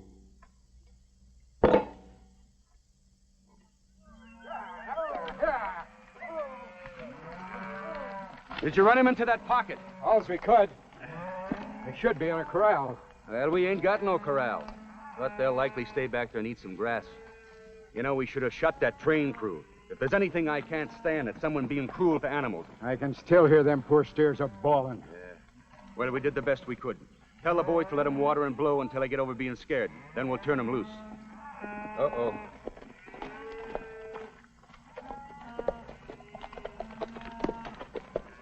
Now, hold it. No shooting.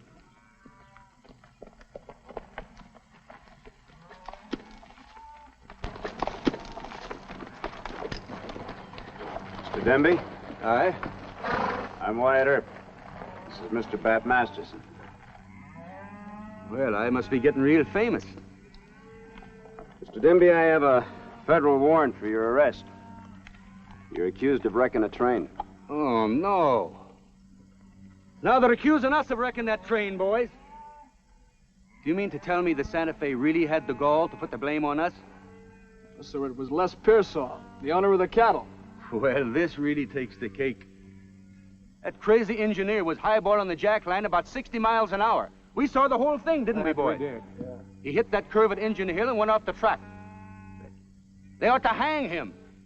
Any man who'd treat a poor bunch of dumb, innocent animals like that We picked up some of the survivors, Marshal. They're a pretty bad-looking bunch of cattle. You should take a look at them. They're right there. You could also be charged with rustling. I could not. They belong to the Santa Fe. And besides... Waste of time.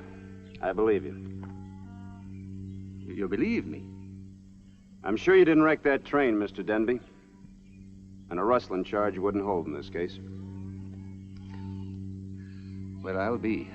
We're still going to have to take you into Dodge, but I'll have a little talk with Judge Wilson. I'm sure he'll let you off. And Mr. Masterson, the next time you believe Tex McKay, I'm going to have your head examined. Tex McKay is the engineer who caused all this trouble. He accused you of placing a rail across the track. Placing a rail on the track? Now, there's a liar for you. And a black one. Did we ever try to wreck a train, boys? Never in our whole lives did we wreck a train. You've done me a great favor, Marshal. This gives me a chance to clear my name. Any man who'd wreck a train and hurt poor, dumb, innocent cattle like that should be strung up. Joe, fetch my horse. That I will. I'm riding into Dodge to have a showdown on this. Mr. Denby, you forget about the showdown. We'll keep it legal, huh? As you know, Judge Wilson, train robbers usually follow a set pattern of operation.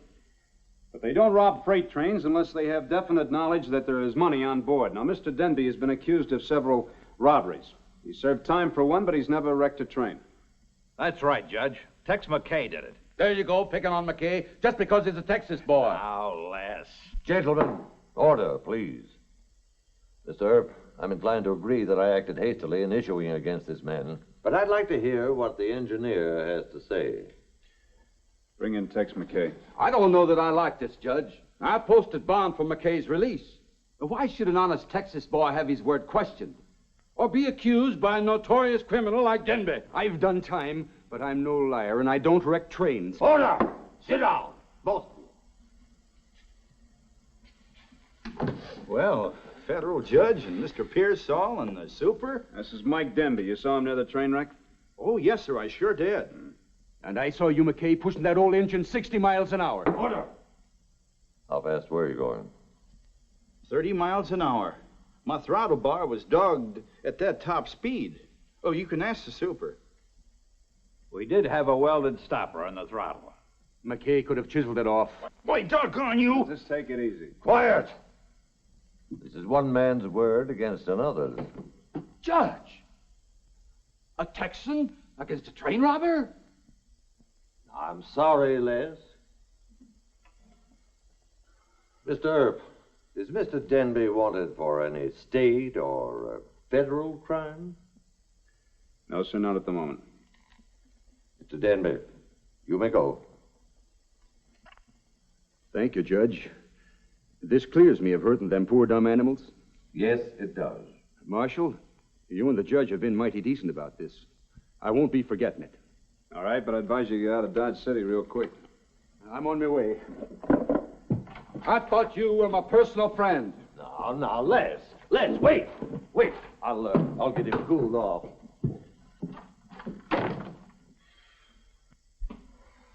Us Texans are mighty hot-blooded, but I forgive Mike Denby. Come along, Tex. Yes, sir. I thought you fired him. I had to change my mind when Les Pearsall put up his bail. Les is a big shipper, Wyatt.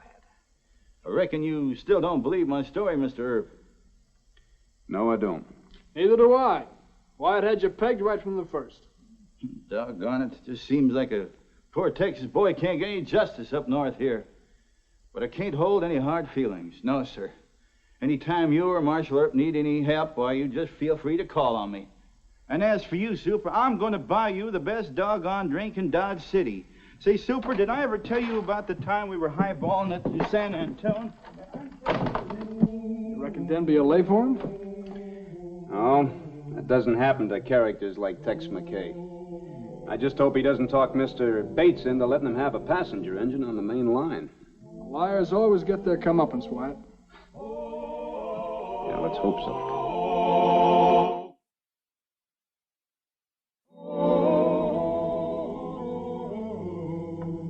Reach, Denby.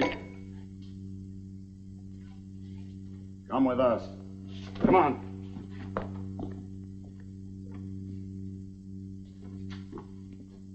Holy Stretch the rope you're spraying, Robert. Let's get him over here to some good trees. Here, Tex. You hold the rope. Thanks, Mr. Pearsall, but... You get first drag on the rope, Tex. I appreciate the honor, but... You're still the biggest liar in Texas. Just for that, I will hang you, Mike Denby. There's a good tree. Let's hurry this up. Sure, that ought to make him the biggest liar in all the whole United States. Hush up! Come on. Let's get him on. Get him dragging. Shut it up under here. Let's get it. All right, Tex, throw your hand over that limb. Give him room. No, sir, I just can't do it. Here, Tex, I'll do it. No, don't do that, Mr. Pearsall. It wouldn't be right.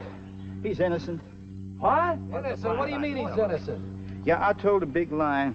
I was driving that train 60 miles an hour. Mr. Denby didn't have nothing to do with it. Well,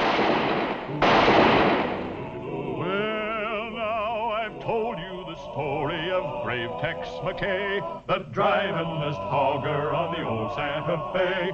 He come up from Texas with iron in his soul. That man was a genius at making them big engines roll. Roll engines roll, roll engines roll, roll engines roll.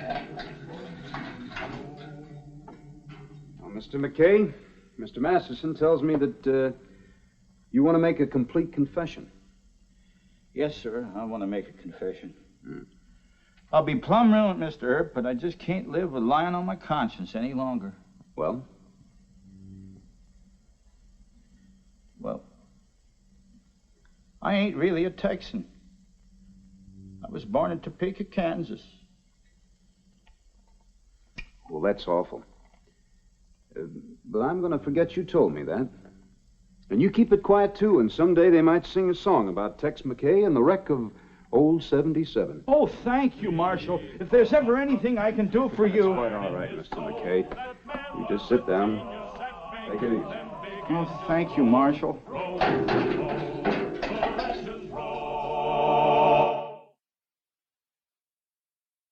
Well, he cleaned up the country, the old Wild West country. He made law and order prevail.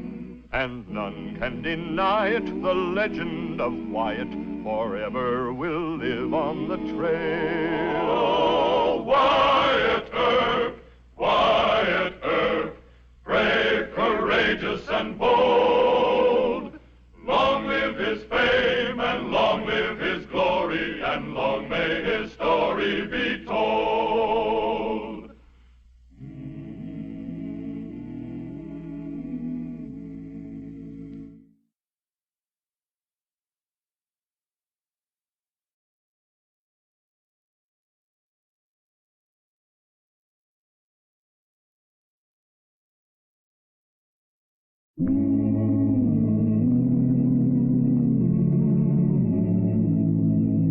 Wyatt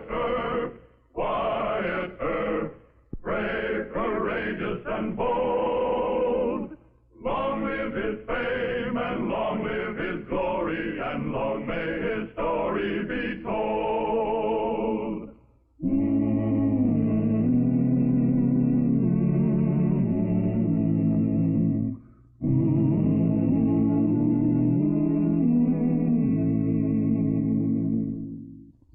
Marshal Wyatt Earp had caught two of the four notorious dry gulchers who murdered his Indian friend, Mr. Brother. But the other two, Sam Wilson and Rufe Prentice, had escaped across the Kansas line to a hideout in North Texas. Wyatt now faced the problem of capturing these crafty fugitives and bringing them to justice. Marshal Earp, what's the charge against these men? They murdered Mr. Brother, tried to kill Mr. Cousin. Prove it. Silence. In the absence of the district attorney, this court will hear such evidence as you can now present, Mr. Earp. Mr. Cousin, will you please take the stand? You swear to tell the truth, whole truth, nothing but the truth? Huh. Now, Mr. Cousin, you and Mr. Brother were ambushed by four men on the trail south of Dodge 1 week ago today. Is that correct? True. Do you recognize any of the four men as being here in the courtroom? Yes. Him. Your Honor, this is Mr. Richard Averill. Did you see him at the ambush? No. I only recognize Mr. Averill and another man, close enough to remember faces. Well, that lets me out then, don't it? Sit down. Your Honor, I have here an affidavit. Lieutenant Gerald Matthew, 2nd United States Cavalry. The lieutenant was with me and Sheriff Masterson in the city jail when Dade here accused Averill of being one of the 4 Gulchers. Averill had just attacked Dade and was trying to choke him to death. Your Honor, I ask the court to affirm the charge of murder in the 1st degree, to hold these men without bond. I didn't admit to nothing you can't prove. Silence. Richard Averill and Will Dade are hereby remanded to the custody of Marshal Earp. You are formally charged by this court with murder in the 1st degree and will not be admitted to bail. Court's adjourned. Let's go.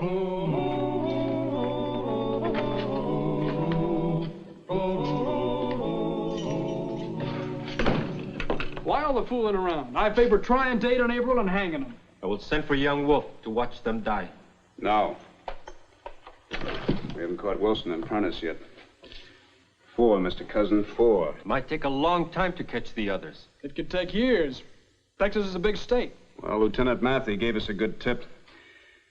Wilson and Prentice are hiding out near Bracos. They got lots of running room. Well, I don't intend to chase hoodlums all over the state of Texas, Mr. Masterson. What else? Well, we'll take Mr. Averill with us down to Bracos. And we'll pass the word that we're on our way to turn him over to the Rangers. I think Wilson and Prentice will try to rescue their pal. With how many guns? It's too much risk, Mr. Earp. They may kill you and turn Averill loose. Why aren't you losing your common sense over this thing? Well, we won't be alone down there. I wired Captain Langley of the Rangers to meet us with some of his men. Well, that's different. I do not trust Rangers. It's a bad plan. I'm sorry. Mr. Cousin. Leave him alone. He still has pain from the bullets. Don't argue with him. Well, you could be right. What if there's a slip-up and the Rangers don't meet us? Well, Mr. Masterson, things go wrong with the best plans. If you have a better one, let's hear it. If I had a better one, you'd have heard it. Well, there's no law that says you have to go with me, you know. I like Texas. Hey, don't you have to get Judge Tobin's permission on taking Averill? Well, legally, yeah, but if I forget to ask him, he won't have to say no. Now, we're going to need plenty of extra bandoliers of ammunition. Here, start loading. Bandoliers? That's right. You've never worked with a ranger like Captain Langley. He and those Johnny Reps throw lead around so fast they run out of ammunition right in the middle of a fight. Come on, start loading.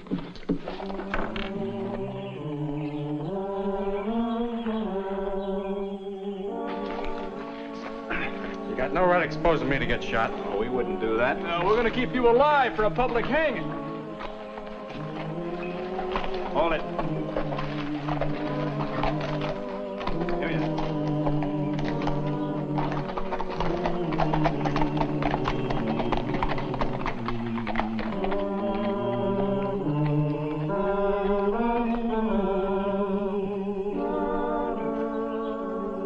Lie down, boys. Even Rangers need rest sometimes. We're mighty previous.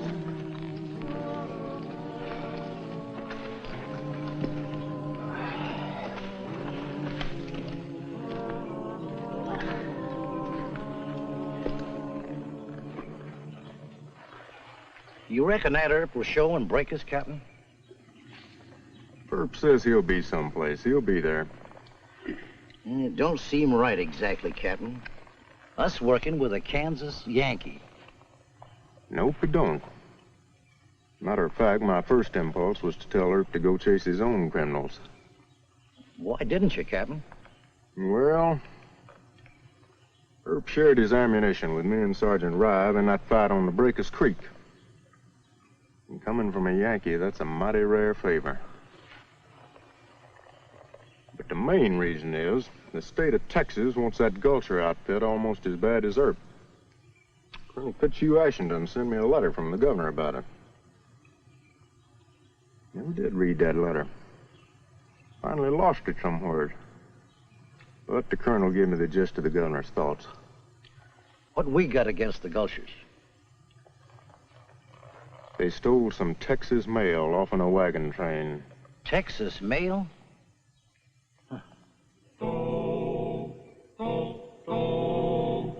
Rangers, they're working too close for comfort. Think they're looking for us, Roof? Could be. Any of you want to earn $100? What doing? Dust off them Rangers and lead them east to the bluffs. Why don't you and Sam do that? We've got to hang around the Bricko's camp another day. Yeah, we're waiting for a pal. It's easy money. You can lose them at the bluffs. We can't hit them from here, Ruff. They're almost out of range. You don't have to hit them. I just want them to chase you. I want to get them away from here, don't you understand? For $100, we understand. All right, start shooting.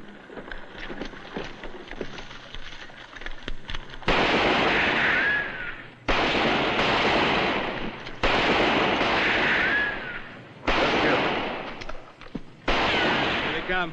Get going. Let's go. Come on, Sam. We'll work our way back to camp.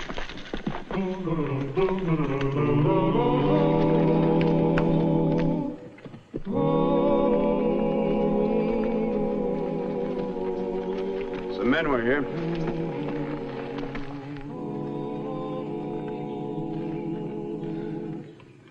They headed off towards the bluffs. Horses wearing Texas shoes. That's right. Rangers use cowhand shoes so they can't be tailed. Well, if it was Captain Langley, he wouldn't go galloping off without some good reason.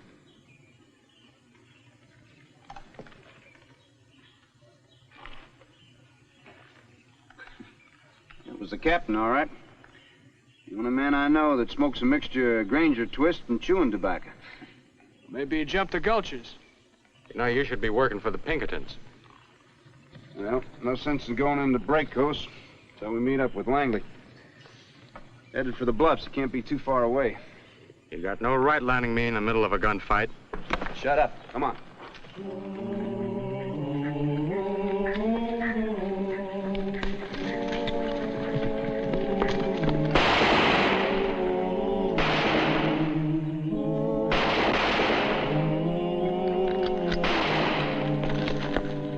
Pinned against them rocks up there. So press them hard, and if they try to get to the river, we'll drown. Throw the lead at them.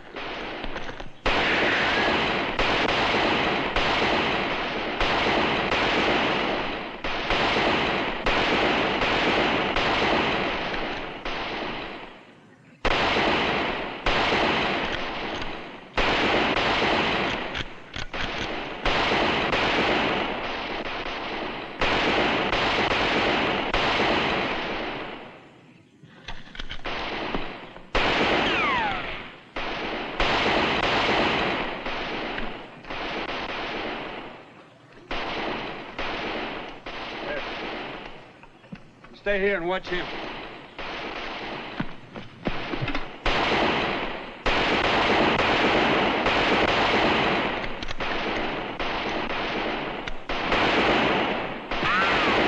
That blasted will run plumb out of cartridge. Kevin! Well, thank you, Marshal. Here, load this and let me use yours. Oh, it's got a long barrel on it, ain't it? Yep.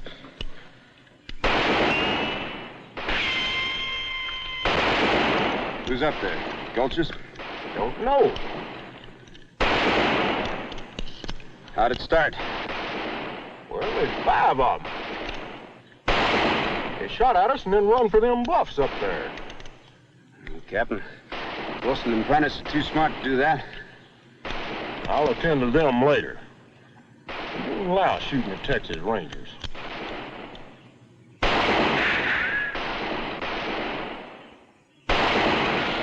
All hold up there in the bluffs. Could take a long time to flush them out. Orders, Marshal. No shooting at Rangers.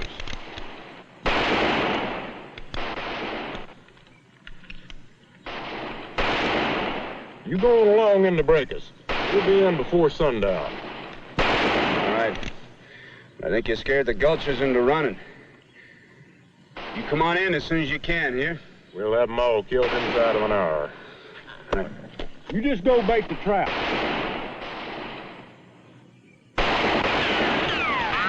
Captain Langley's trying to smoke out some hoodlums that shot at him. Why don't we help him?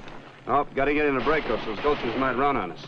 They're probably 300 miles into Texas by now. Well, I sure hope not, Mr. Averill. That'll be a long ride for you. We had What happened to the other boys, Rube? Rangers chased us and we had to scatter. No grief, Danny. They got away. Be circling back here as soon as it's safe. Good. How many of you went into Bracos? Just the Cantrell kid. We sent him after grub. Tell the rest of them to stick close to camp. I don't rest easy with Rangers even 50 miles off. Right. Want some coffee? Sure.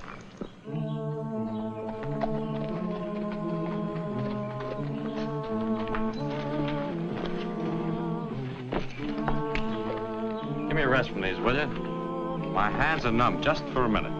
Let them stay numb. You won't be needing hands. Keep them covered.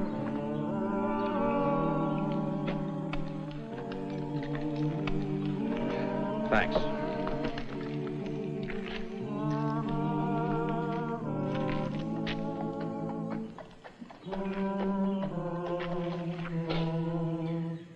All right, that's long enough. We go inside and eat. Don't you want to rub some talcum powder on baby boy here? Mr. Masterson, the law says that we gotta be humane in the treatment of prisoners. Come on.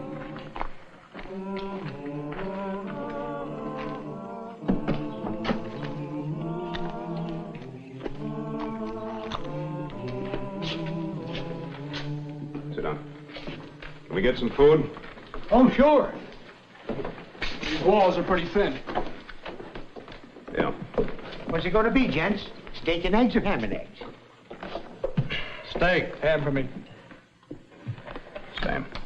How is he going to cut steak with them cuffs on? We feed him little teensy bits. Any more questions? Oh, no, sir. Do we just have to make a fight here? It'll take a while for the word that Mr. Abel's here to reach Wilson and Prentice. Captain Langley doesn't show up, why, we'll mosey along and find ourselves a nice little bushwhack stand. We'll let you pick it out, Abel. You've had a lot of experience. You men are stupid. My pals ain't coming for me. And we'll go after him. All the way to the Rio Grande. I ain't a bit worried. Watch it. That's close enough. Take him! Hold it, Abel! Sit down. I killed mine. Why didn't you kill yours? He's bleeding bad. I'll take care of him. Where's the nearest doctor? Temple City, about 15 miles. There's none in Brinkles? Went back east to 77. You ain't still going to eat, are you? Why not? Go get it. Yes, sir. These friends of yours? Never mind, we'll get even. Well, you try it. You take off those cuffs and give him one of your guns. Mr. Masterson, I think you're a bit nervous. You better get yourself a drink. You should have killed your man. What do we do now? Stay here and say, get a drink.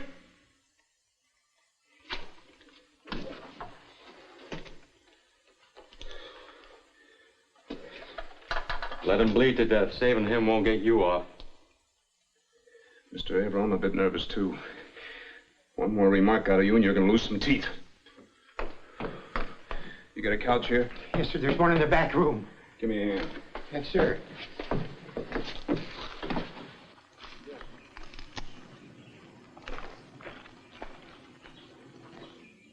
Ponies and guns. You very much man. Where are the others? We should be starting for Mr. Earp at Bracos. They come soon. You think it is easy to jump reservation?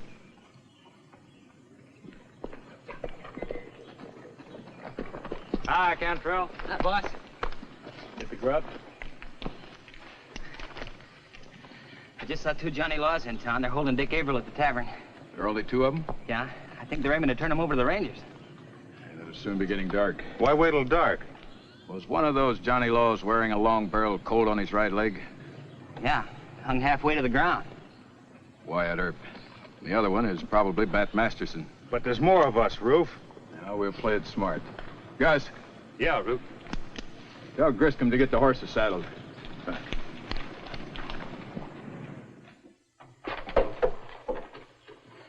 Wyatt, that hoodlum's gonna be all right. Let's get out of here. This is no place to make a fight. Let's give Captain Langley and his men a little more time. You boys hanging around here while everybody's gone to Texas.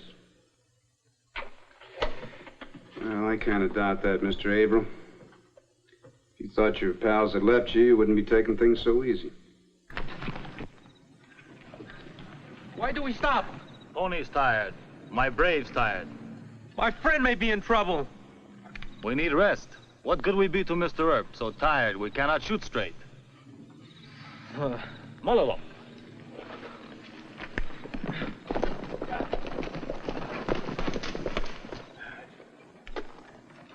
The place only has 3 rooms. Bar, kitchen, and a back room, right? Yeah. If Earp is still there, he'll have Dick in that back room. We can't wait any longer. Let's move out. It's about time. You go get the horses and bring them to the back door.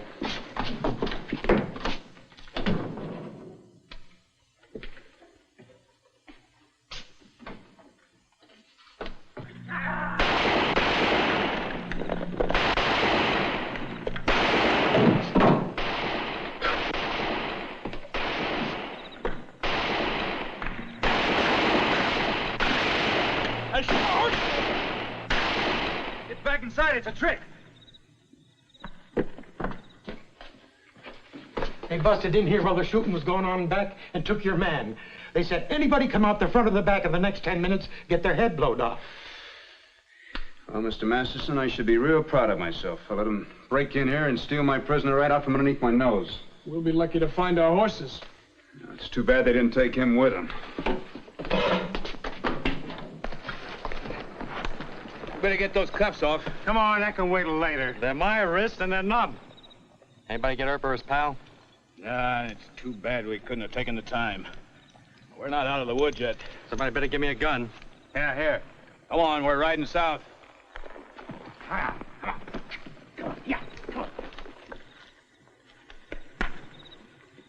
Don't say I didn't tell you. Mr. Masterson, I was wrong. When I'm wrong, nobody can do a better job of it. Right now, I'm the biggest fool west of Mississippi.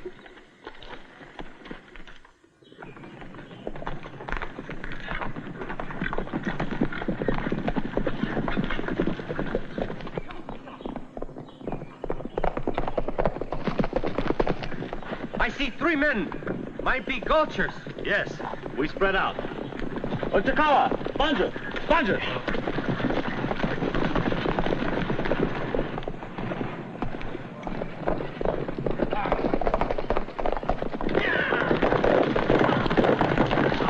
Engine, maybe we better head back towards Bracos. Sure, and run into Earp or maybe some rangers. Now we'll fan out and run right through them. Right. Every man for himself. Here, come on, go! Yeah.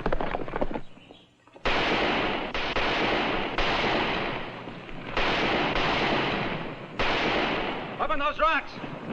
Good old Captain Langley, they ran right into him. Or somebody. Come on.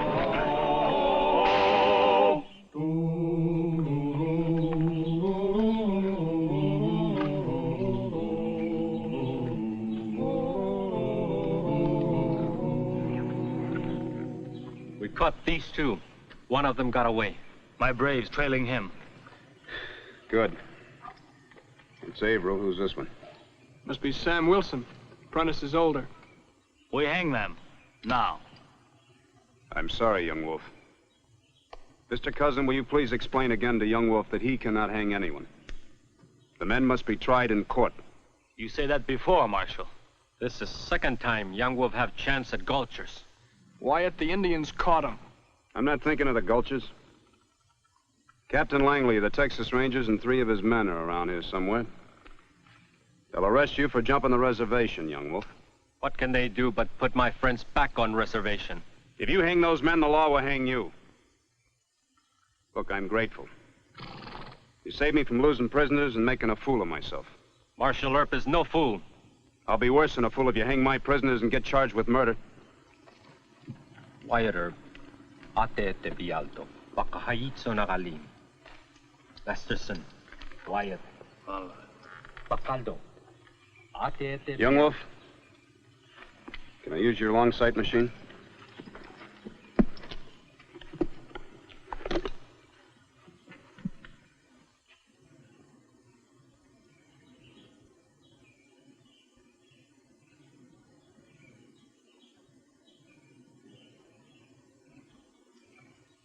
Rangers, look for yourself.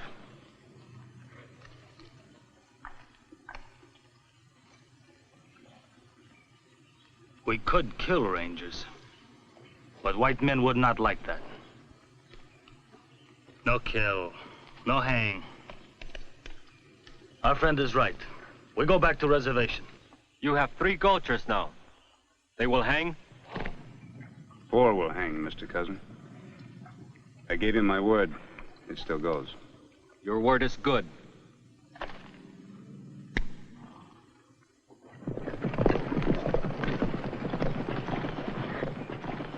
Blast it all, Earp, where you been? I might ask you the same question, Captain. Had to kill 2 of them getting them off the top of that ridge. Took me longer than I figured. Well, they're just worthless hoodlums, Captain. Yeah, that's right. But they made the mistake of shooting the Texas Rangers. Where's Roof Prentice? Well, he got away, but we'll catch him. Any idea where? No, sir.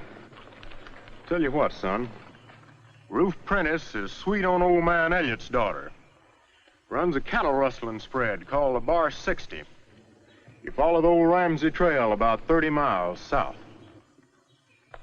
What about it, boys? You game to go along and help these Yankees? Reckon so, Captain. It won't be necessary, Captain, if you'll just take our prisoners on back to Dodge for us. Wyatt, listen. Mr. Masterson and I kind of hanker to get Prentice ourselves. Fair enough. Who's the engine? This is Mr. Cousin. He's one of the best friends I have. He's also the only state's witness against the Gulchers. You look after him for me, will you? Cheyenne, ain't he? Yes, sir. It's all right, boys. Cheyenne, we're good rebels. See you, Captain.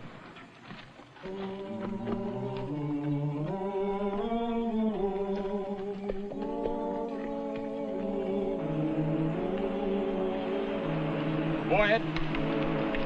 Yeah? Look, 3 out of 4 should be enough. Why don't we quit while we're ahead? I said 4.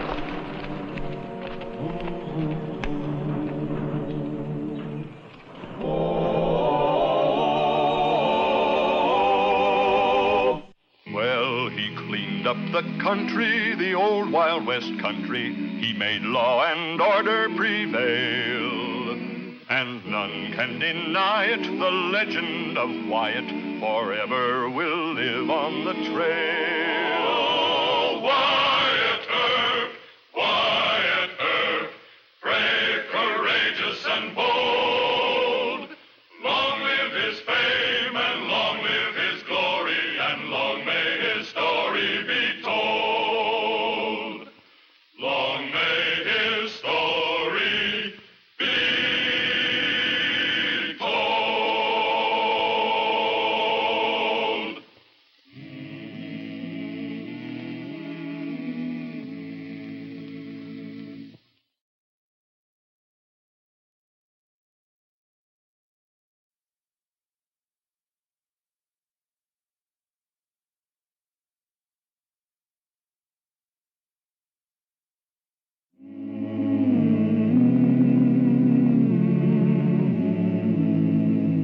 Wyatt Earp, Wyatt Earp, brave, courageous, and bold.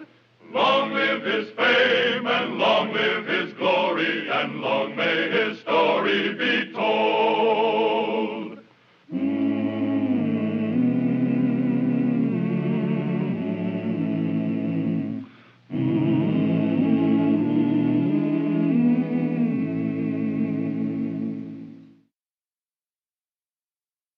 There were 4 Gatling guns with the infantry column supporting Custer's 7th Cavalry. But Custer didn't think the Gatling gun important. Had he waited, the Battle of the Little Bighorn might have turned into a massacre of Sitting Bull and his Indian forces. And it was ironic that Chief Joseph, brilliant young leader of the Nez Perce tribe, thought better of the Gatling gun than the white men who invented it. Take Gatling gun on the wagon. Let the soldiers go.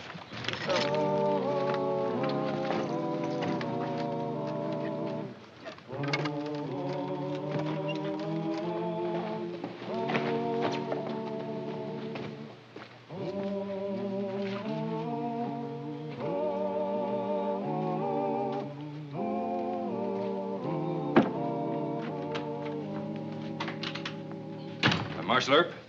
Yes, sir. I'm Captain Stewart. I have a letter from General Sherman. Yes, sir. A secret matter. probably what we were talking about. Why don't you check the horses outside? Sit down, Captain. You, trust to Cheyenne? Captain, you probably have a letter telling me about the breakout of Nez Perce in Idaho. Chief Joseph stole a Gatling gun and 10,000 rounds of ammunition. You're right. Mr. Cousin, Cheyenne that just left here, knew about it before General Sherman. We can't let hostile Indians keep a Gatling gun, sir. Well, Captain, Mr. Cousin is my advisor on Indian affairs. Why don't you give me a few minutes to have a powwow with him on this? Certainly. The general remembers you for having done him a big favor. Yeah, I sure did. I kind of saved the general from being imposed upon to make a speech here in Dodge City. I heard about that. Why don't you join me for lunch in about an hour over at the Dodge House? My pleasure, sir.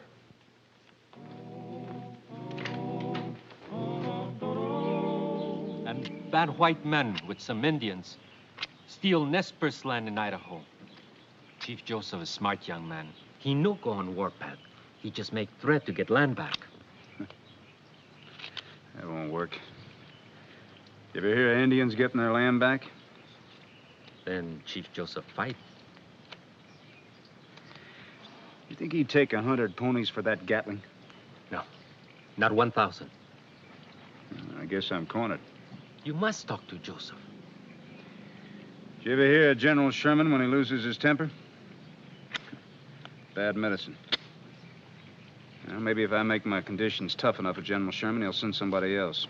You go find Mr. Gibbs. Tell him we may be long riders. He'll know how to pack for us.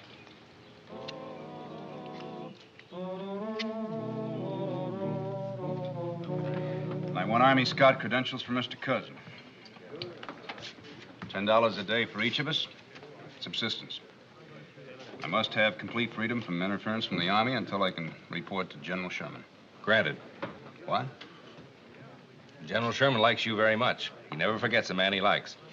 Write your own ticket.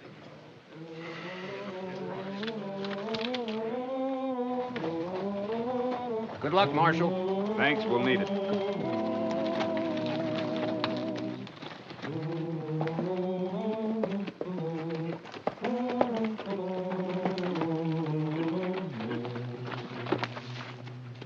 Colonel, the Army's sending the U.S. Marshal and Indian agent to make talk with Joseph.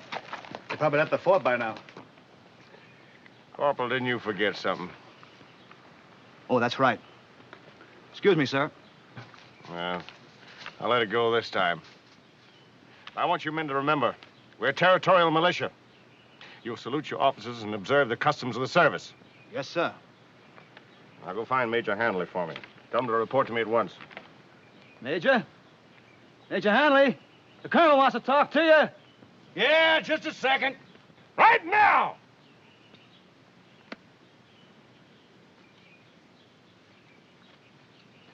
Go finish saddling his horse for him. Yes, sir. You keep your shirt on, Mike.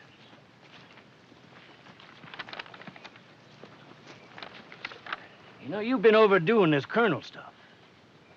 Oh? Indeed. Yeah. You know, we elected you, Colonel. But the boys can hold another election.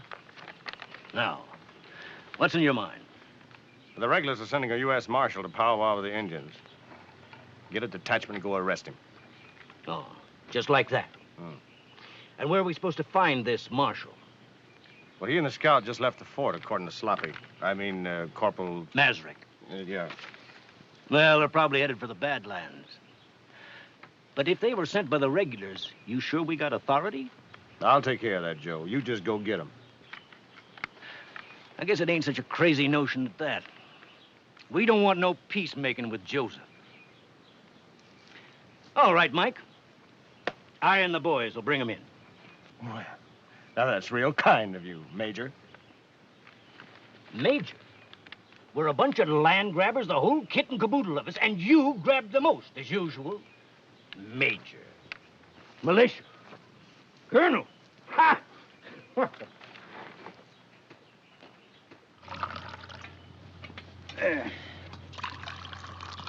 do you think of our chances of finding Chief Joseph? Not good. He will find us. Huh? Why should he? Chief Joseph knows all about us. He is a peaceful man. You will want to hear what General Sherman say. Yeah, well, I sure hope that... Visitors.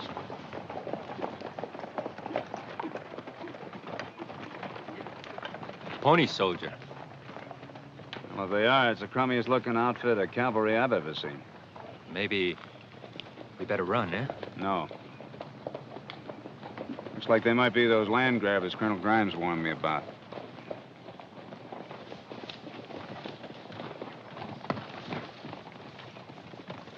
I'm Joe Hanley, Major Hanley, Territorial Militia of Idaho. Howdy. My name's Earp, United States Deputy Marshal. It's Mr. Cousin, my scout. Well, for once, Big Mike got it straight. I'm sorry, but we've got orders to arrest you. Whose orders? Colonel Dunphy. He's our commanding officer. Huh? Did you check with Colonel Grimes at the fort? Take him.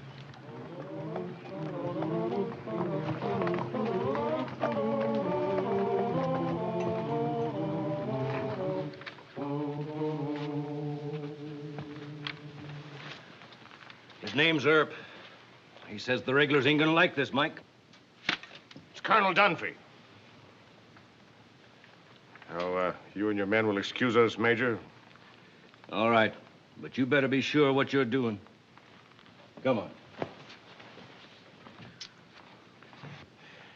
We're a militia outfit. I haven't shaken them down to discipline yet. Well, you have no authority as militia. Who says I haven't? Colonel Grimes, Fort Boise, says you're a bunch of land grabbers stole half of Idaho from the Nez Perce. I don't like your accusation, sir. Well, I don't like being arrested by a bunch of thieves. Why, you Indian-loving whippersnapper. Guard! Guard! Ow!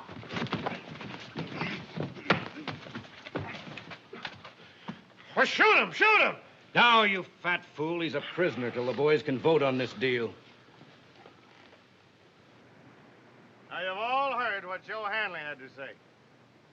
But his argument, my friends, plays right into the hands of those Indian-loving punkin heads back east. Now, we settled this range. We staked our claim on it. What have the Indians ever done for Idaho? Nothing. They use it for buffalo hunting ground, then go off into Montana and the Dakotas. No, sir, we're the true pioneers, the real settlers. That's right. And we're not letting any regular army tell us what to do. We're gonna fight for our homes and our land. And if anybody don't like it, Indians! Pull in! Pull in! Yes, first. Chief Joseph sure got this thing organized. I asked him if I could talk to Chief Joseph. We talk, but not here, Marshal. My warriors shoot in air. We do not want to fight land grabbers or kill them. We leave now. Let's go.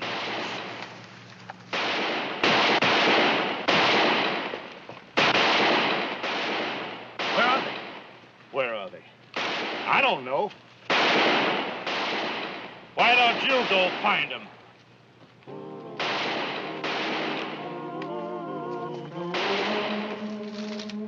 Marshal, the Nez Perce have never killed one of your people. Our Cheyenne brother will tell you it is so. True. The Nez Perce belong in Wallowa Valley, Mr. Earp. Land grabbers make government move them to Lapwai Reservation. General Sherman has promised to take this to President Grant. White soldiers and Indian warriors understand. But men who stole our valley in Oregon have only greed and hatred. Didn't your men steal a Gatling gun? Whitebird and Rainbow do that. They want to fight. The Nez Perce have no big chief, Mr. Earp. They all have right to vote for peace or war. My brother Julio Cotto and I vote to move tribe to Canada. We have been laughed at. Mr. Cousin, will you please explain to Chief Joseph what is in my heart? Mr. Earp is sad. He must tell you the truth. Let him speak. General Sherman wants the gun returned. He also wants the Nez Perce to return to the Lapwai Reservation while he's explaining this to President Grant. I think the Canada idea is bad. All the white settlements between here and Canada will be up in arms yelling for the army. You mean there is no land for Indian? Except for what your people do not want? Right now, yes. Later on, the people who are ashamed of how the Indians have been treated will see that you get a better deal. Later on? How long, Mr. Ebb? 20, 30, perhaps 50 years. You tell the hard truth. Too hard, Mr. Ebb. I cannot lie to this man.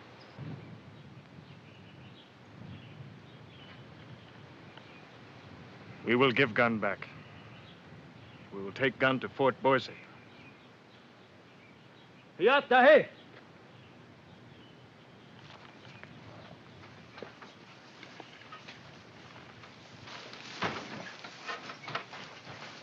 Pakahayito, Nagaling.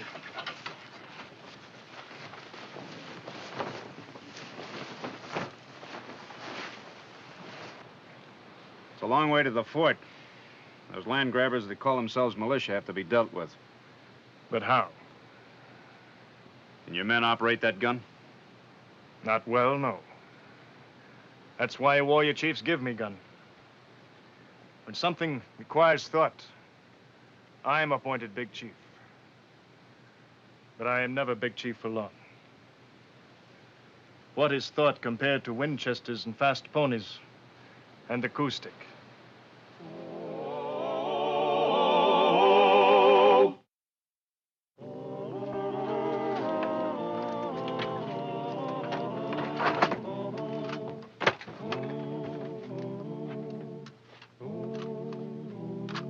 Well, what are you stalling for, Mike? You won your vote to go after the Indians. We don't know the terrain, Major. If you ask me, I think they went up into Oregon. Have the trumpeter sound officers called. Oh, your memory's bad. That fool Dutchman lost his bugle. Well, tell them to whistle, to do something, assemble them. We're attacked! Yeah, sounds like a Gatling gun. Indians! Homeland skirmishers!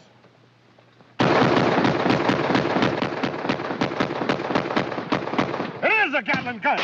All right, give him another burst. Closer this time. You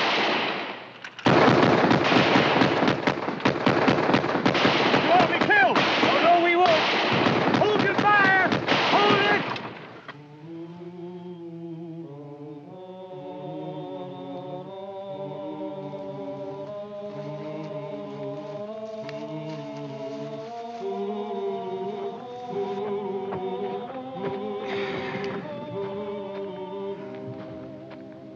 Where'd Joseph get the Gatling gun? None of your business. He's agreed to take it back to the fort. We can't fight that weapon. Is this a demand for surrender? No. For peace. Now, I've guaranteed the chief safe conduct back to Fort Boise. Now, what's your word? You won't interfere with us? Well... Tell him yes, Mike. If they don't massacre us with that Gatling gun, they can whip us in a running fight. Very well. You have my word as Colonel of Militia. Good. You see that you keep it. Because, mister, next time the Indians are going to shoot to kill. All right, men, dismissed. Fall out. Oh, go away!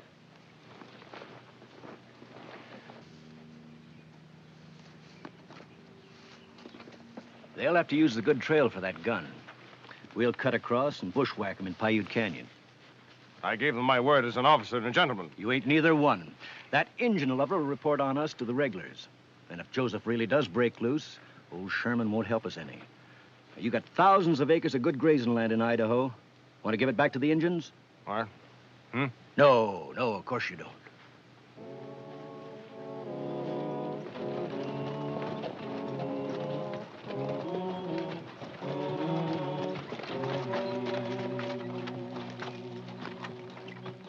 You think they will break their word?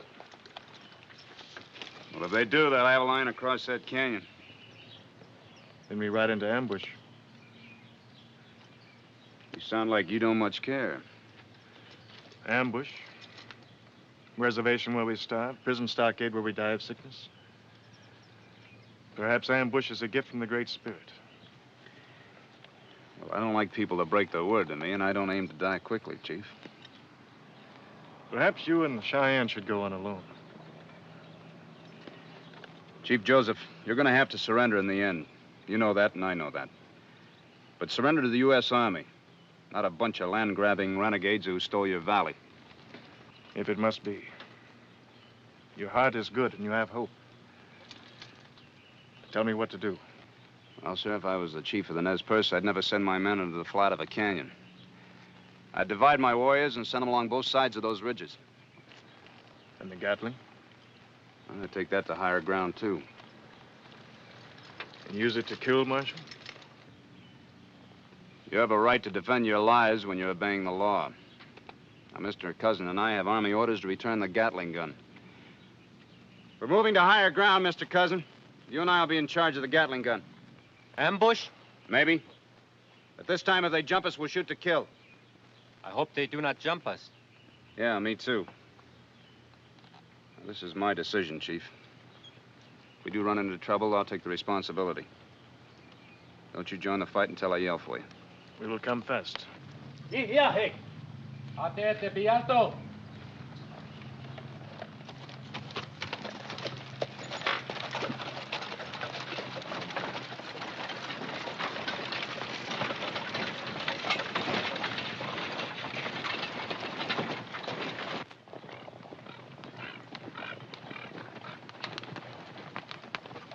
Halt! Dismount. Hide your horses in the brush.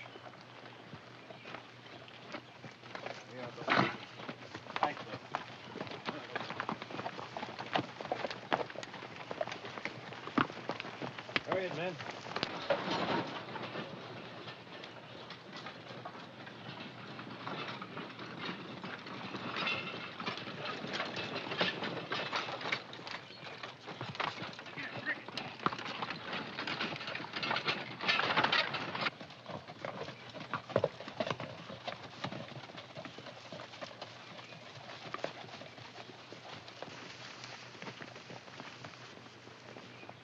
I don't mind killing a few Indians.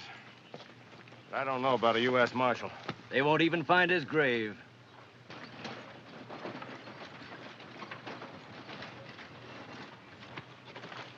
Up there, Mike. It's that marshal and his scout trying to make a sneak. I can't let him get away with that gun. Detachment! Get that gun! Rush him! Put it up in there. Put it up in there. Hurry up.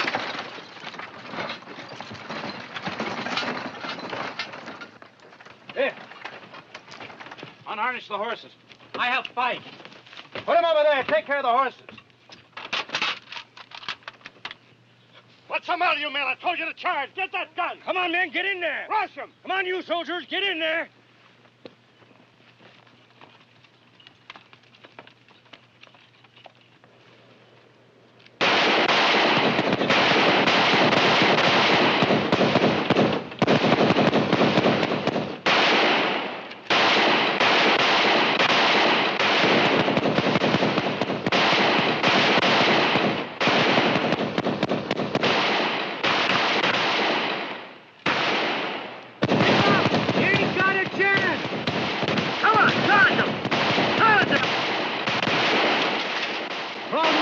He can't turn that gun sideways.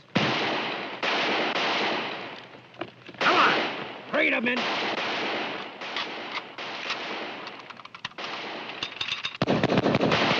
hot. Cease firing. Bugle, sound retreat. We ain't got no bugle. Harder, I'll shoot closer.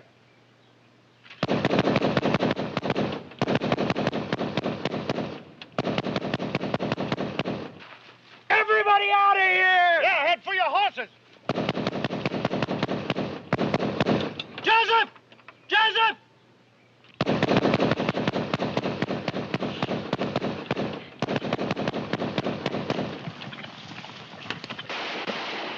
Egan! Kill him! Kill him!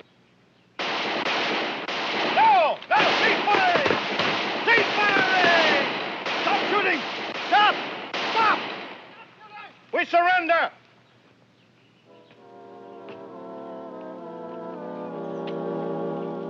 All right, I'm going to take you men back to the fort. You can explain your story to Colonel Grimes there. No. I ask you, turn them loose. These men stole your land and tried to kill me. I am sick of argument. Fighting, killing. I beg this of you, Marshal. It is a mistake, Joseph. Other chiefs hear this. They will go on warpath. We accept no favors from Indians. Shut up, Mike. They could have scalped every one of us. Marshal, Indian is taught to show no mercy in war. That is wrong. Grant me this gift of mercy. All right. Take your men on back to Oregon. I give you my word as an officer and a gentleman. Your word's no good, mister. Chief Joseph and his men are going to escort me close enough to the fort so you can't bushwhack me again. Now bury your dead and get out of here. Thanks, Earp. Thank you, Chief. It's a better deal than we deserve.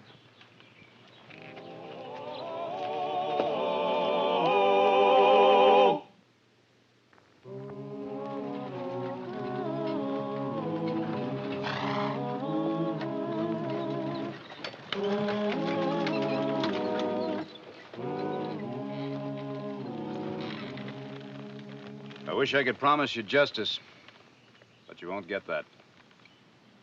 But I do want you to believe that there are many white men who have a bad conscience. Like I said before, it will still be many years until the Indians are treated as human beings. I understand that now.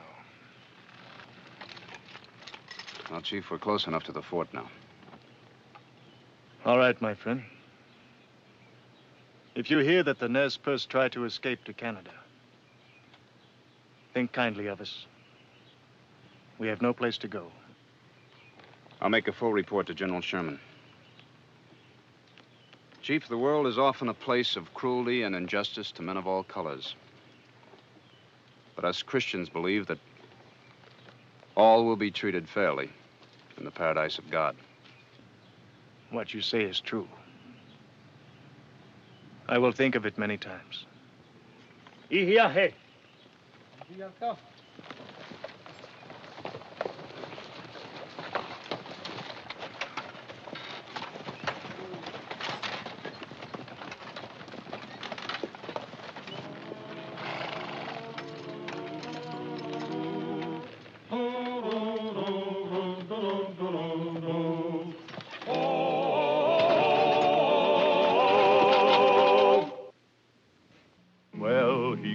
Up the country, the old Wild West country, he made law and order prevail. And none can deny it, the legend of Wyatt forever will live on the trail. Oh, Wyatt Earp, brave, courageous, and bold. Long live his fame, and long live his glory, and long may his story be told. Long may his story be told.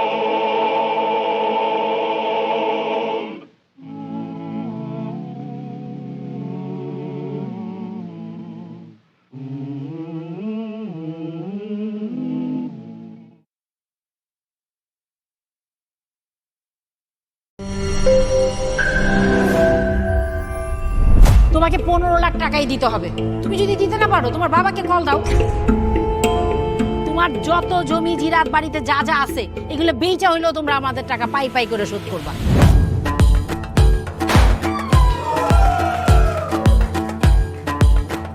একটা ব্যাপার কি খেয়াল করছো? শহরে কিন্তু দুইটা রূপ, রাতের এক রূপ, দিনের আর এক। বেঁধেছি ঘর হৃদয়ের পর, গাঢ় সবুজ ওই গহীন বনে। আরে ব্রো, সবসময় চিল থাকতে হবে, কিচ্ছু মাথায় নেওয়া যাবে না। ভালোবাসা হচ্ছে একজন আরেকজনের উপর ভরসা করে, একজন আরেকজনের হাতের উপর হাত রেখে এই জীবনটা কাটিয়ে দেয়। কিছু মানুষ এই রাত জেগে থাকে আর টাকার বিনিময়ে সুখ খোঁজে। বসুন। এখন তো সিরিয়াস হওয়া উচিত, তাই না? আমি তো কোথাও যাচ্ছি না পার্টি করতে। তুমি কেন যাচ্ছ? কেন বন্ধ করতে পারতেছো না বলো তো?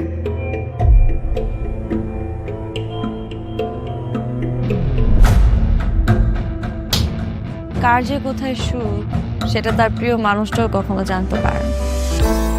পাশাপাশি তবু যাচ্ছি বিপরীতে, কাছাকাছি তবু যাচ্ছি বহু দূরে। Hi, you look good. Thank you.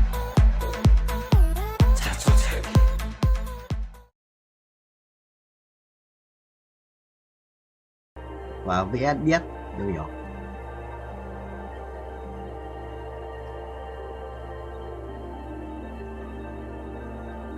Được mà nó cũng chuẩn chỉ chứ. Cái khổng lồ ấy. Chỉ lấy một cái đéo và nhét lên cái khổng lồ vậy thì sao? Vinh trên đây không nhặt trước lần nữa. Hello guys.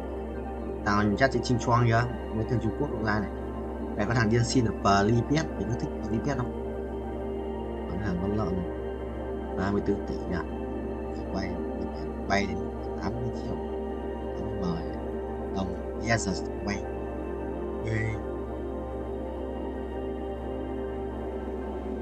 Rồi bên nhà. Nếu giờ đánh bên nhà vào. Không, chết một con chữ đấy. Như phải đét thì mấy con này ở dưới mình sẽ quay một cười nó chịu mà tắc kè này nhìn như con nhái bên chia lên không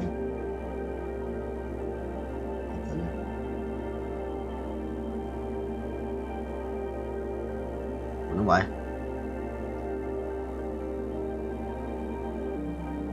nghe ngồi nghe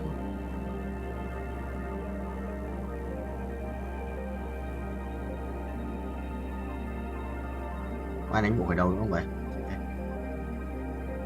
Một tướng à? Không, ai đánh bộ ở đâu cũng thầy à? Thôi thầy xin phép vậy. Còn tiền 3 sao tiếp 3 thì check bài á, không có thằng đánh á.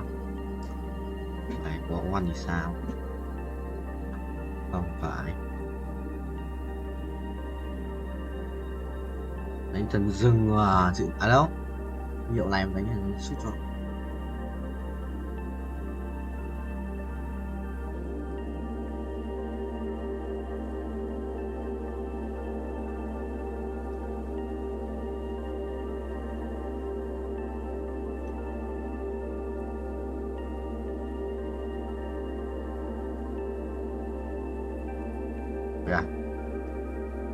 Bình chi lên bay cho trời 35 của 35 của 35.000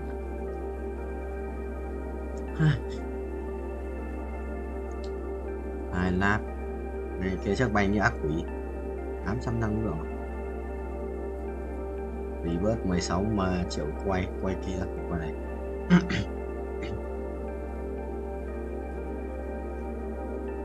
16 triệu rồi à? Và từ từ thế tiếp về kia một lap một để vớt này. Và 230 của phù thủy là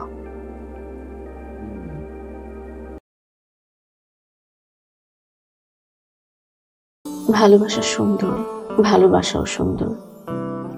মানুষ নিজের অজান্তেই ভালোবেসে ফেলে।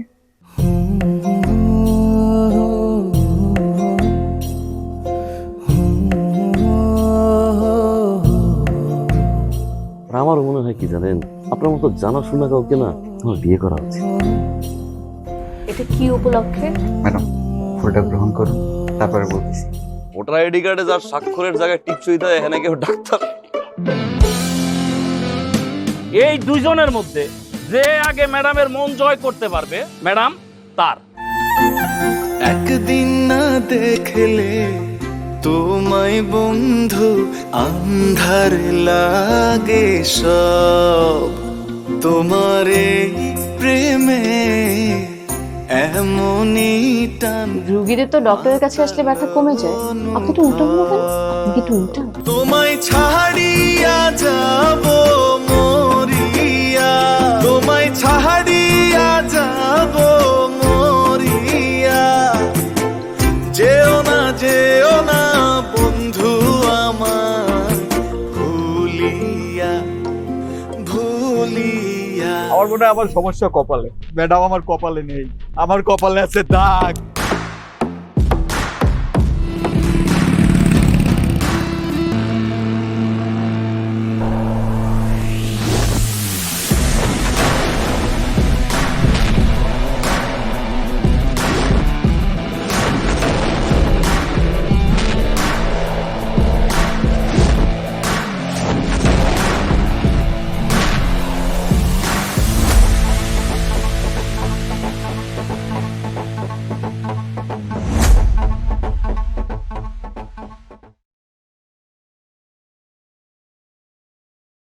Con đau vậy? Cho Soraka, mày đi anh chết lắm. Đừng nhặt nhầm đồ, đừng nhặt nhầm đồ, đừng nhặt nhầm đồ, đừng nhặt nhầm đồ. Xong. Có đủ rồi này. Mình chả có nào mình ở đây có ấn gì cả. Ấn gì ấy? Ấn thần thoại, ấn sử ra. Trốn nó. Trốn khó. 400 củ đây. Vì có phải nữa là 531 củ. Thì em perfect. Perfect. Mini code 416 lap. Qua 400 lap rồi. Rồi.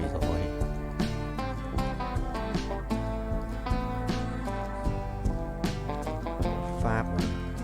Rồi xong rồi. Đi lao. Bạn này còn đồ đéo nữa.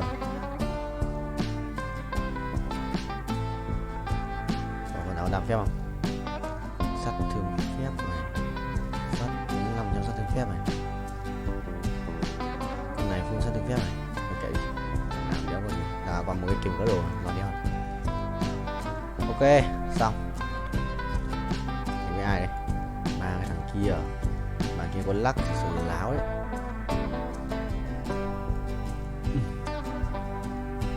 Bạn kia có cả lắc thì đéo hiểu ấy. 500 củ rồi, thiếu 30 triệu nữa. Thiếu 26 triệu mốt nữa thì sẽ được là đủ tiền để trip bớt hơn nữa. Lên 6.6 rồi. 6.4 nhỉ, cái mất rồi. Nhưng mà là tầm 6 chấm hơn. Yes. Mày A2 nữa là xong. A2 nữa là xong game. Ui rê. Hỏng ấy, hỏng đấy. Ui tí cút đánh bóng ạ. Bóng thằng nào ấy. Hộ cái đê. Thằng bốc lửa. Gì tí thua. Chi mình cầm bóng nó tí cút.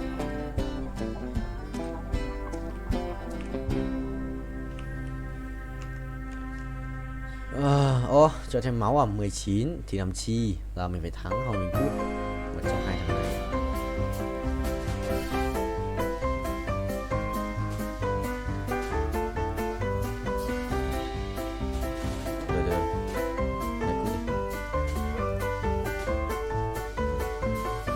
Được vẫn đéo đủ. Đéo ra át này. Thằng này cầm 2 con át. Có 2 con át này. Thằng này không cầm át nào. Nó muốn lửa đeo giết nó rồi. Nó 5 máu rồi bây giờ thì 15. Nó muốn chết mình chỉ chết.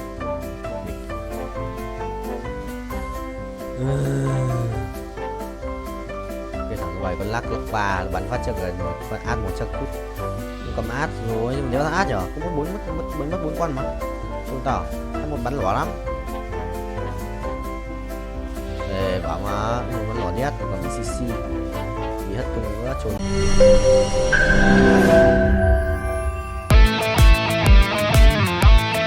দরকার পড়লে একটা রিকশাওয়ালাকে বিয়ে করব তারপর তোকে বিয়ে করতে তুমি তো মরো যে আমি তোমাকে বিয়ে করব। দেখো দেখো বিয়ে এত সোজা আমার 5টা কন্ডিশন। কয়টা? 5টা। আমি জেডি সাফায়েত রমরাজন স্যার এটা তো ভোটার আইডি কার্ড স্যার। বাড়িতেই করবেন নাকি হোটেলে? না না আপনি যেমনটা ভাবছেন বিষয়টা তা না। ভাই আপনি তো করবেন। তোমাকে দিয়ে হবে না আমি জানতাম, শুধু শুধু সময় নষ্ট করো না। ভাই আপনি তো অনন্ত দলিল না যে অসম্ভবকে সম্ভব করে আপনার কাজ।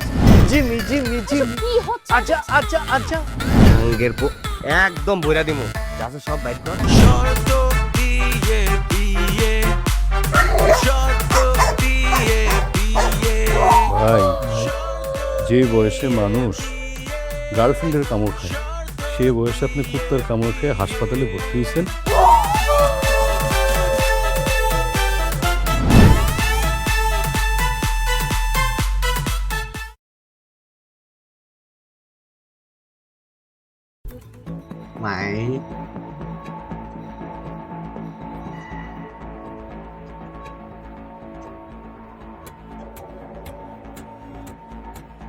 huyết kiếm với thế. Huyết kiếm sự binh chi linh ấy. Kia ai cầm kiếm này. À cái đèn máu này. Kia ai cầm kiếm này. Rồi. Thằng lấy đâu? Thằng lấy rồi. Chuẩn không? Chuẩn không? Chuẩn không? Chuẩn không? Tranh mày tranh để tranh với tao. Nhiều record á. 233 vòng. Mình bắt đầu bây giờ. Báo mà. Đấy cũng chưa đi 30% hả? 20% tiếp quỷ à? 100 không? 110 à? Kiểu tầm 5. Đúng không? Để cho được khoảng 70 bình. Ai mà đại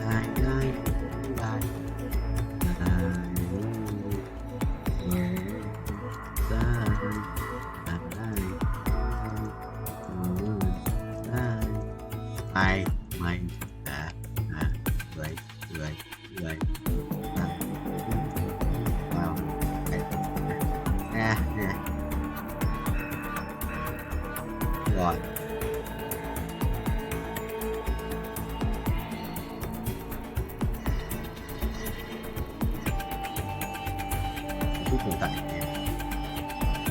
wow một tỷ lắm 50 rồi khoảng là bao nhiêu nhỉ? 250 à? 5 thì bỏ 250.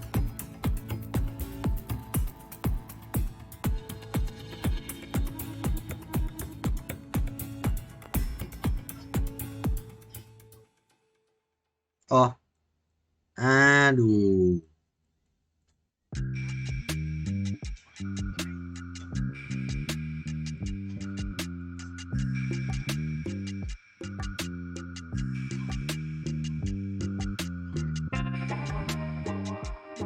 Mày được không? Mày game 250 mình muốn năm nay của ông thầy 29 này 12 3 4 6 7 8 9 5 6 7 8 9 3 5 6 6 3 7 40 à?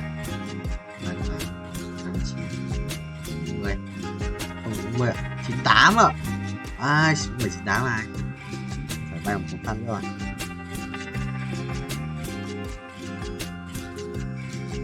What the hell?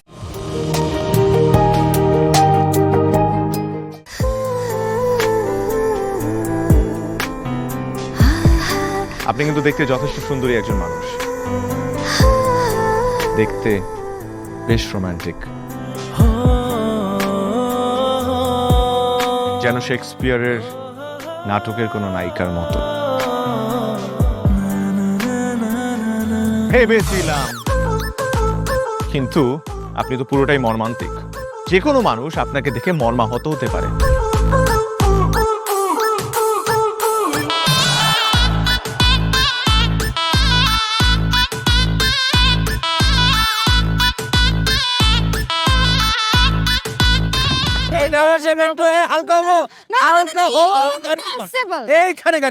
আমার হালকা হতে 1 মাস সময় লেগেছে।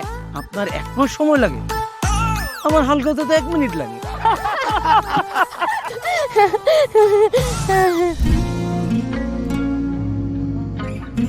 আমার কাছে মনে হয় জীবনসঙ্গী এমন হওয়া উচিত যার সাথে আপনি প্রতিটা মুহূর্ত উপভোগ করতে পারবেন, সারাক্ষণ খুনসুটিতে মেতে থাকতে পারবেন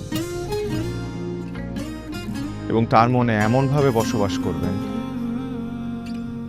যে আপনার দিকে সে একটাবার তাকালেই বলে দিতে পারবে যে তার বেঁচে থাকার কারণই আপনি।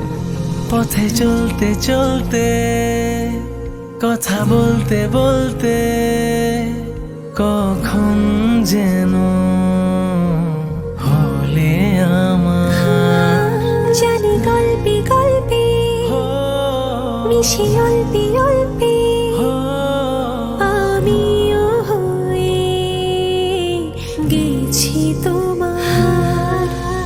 ছোট ছোট ভুল ফুটে হলো ফুল যে তোমাকে পেলাম গুটি গুটি পায়ে স্বপ্নের নাই আমি ভেসে গেলাম। আপনি কি মনে করেছেন একজন মানুষ আমার জীবন থেকে চলে গিয়েছে এবং আপনি সেই সুযোগটা কাজে লাগিয়ে আপনার ফিলিংস গুলো আমার কাছে এক্সপ্রেস করবেন আর আমি সেটা হ্যাপিলি অ্যাকসেপ্ট করে নিব? এই হচ্ছে আপনার বন্ধুত্বের নমুনা? রোদের পাখি তোর শহরে আমার মনের স্বপ্ন ঘিরে ওরে পাখি ওরে সারাক্ষণ তোর শহরে বৃষ্টি হলে ভিজে আমার মন।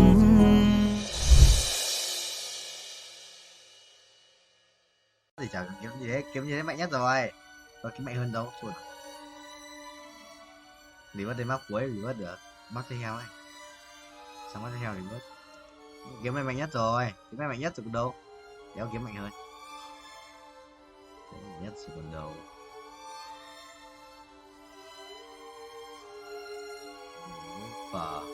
Lúc không. Một lúc vào.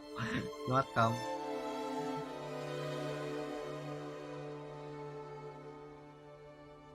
Hôm nay anh chán quá anh định không đi học cũ. Không, anh chán không đi học đâu. Không, phải xin thầy trước xong rồi bảo là cho em xin phép vào học online, tham gia lớp online để cho vào. Suy nghĩ ấy. Rồi anh danh ra huyết top 6 rồi. Nhưng mà không được bởi bổ trợ thì anh xem lại xem là hôm nay bổ trợ cái đéo vậy đã bổ trợ gì. Anh xem bổ trợ được cái gì.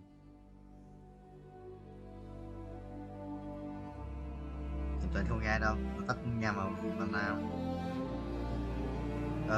Đâu rồi mà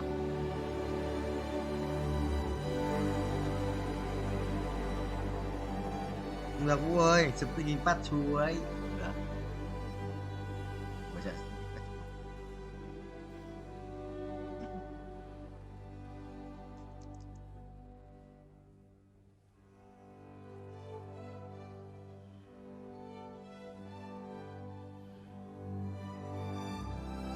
sẽ đi bắt chú.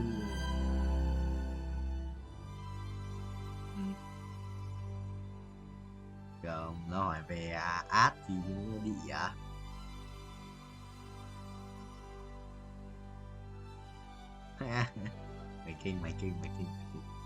mày kinh.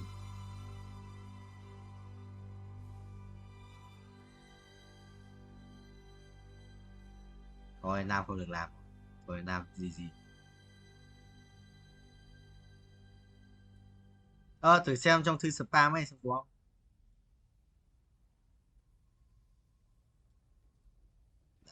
Thấy chưa, thầy bảo cái chú lỏ đây, cái chú lỏ điên.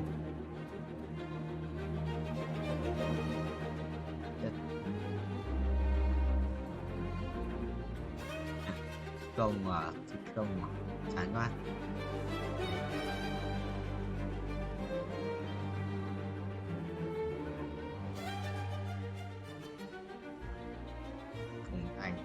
Thành ai trở là ai trở Phùng Thanh Độ cơ, và Phùng Thanh Độ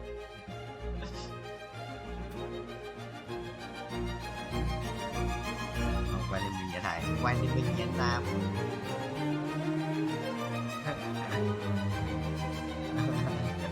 Vũ tiền rồi.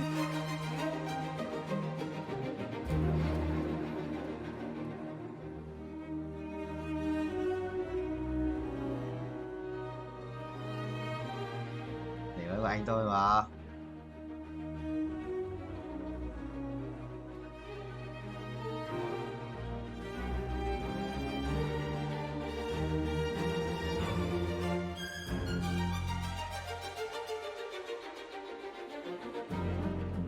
Mấy khoang áo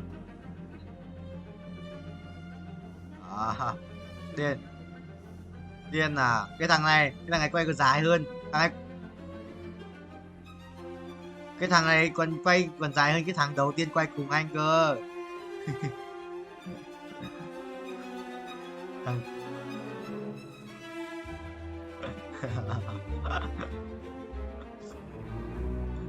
Tấn Nam cái gì ấy.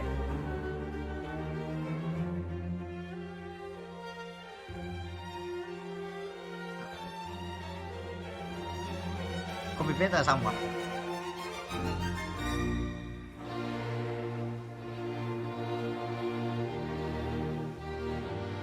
Qua đây cô ơi. Quá cởi.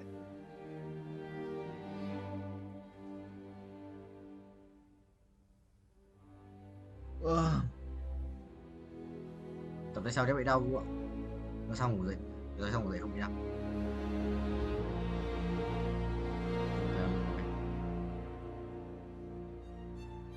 Mày cứ xách nhít cho thằng vô cô đi. Thằng đấy tập với ba. Thằng ấy tập mỗi bài mỗi máy một set, xong rồi nó đi chỗ khác, xong rồi tôi về nó kêu đau quá. À.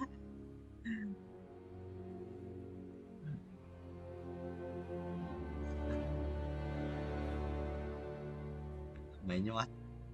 Mày cứ đi thằng yêu khối. Ôi kìa. Không phải.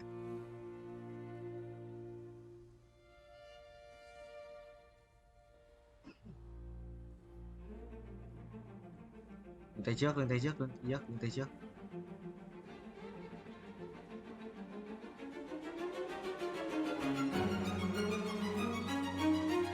Mày bỏ là lưng tay sau bởi vì mày thấy lưng cả tay sau đó là ở sau của em.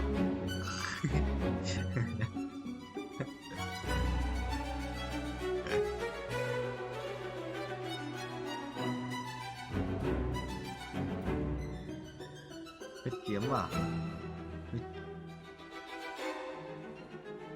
Mày kinh. Gà đen à?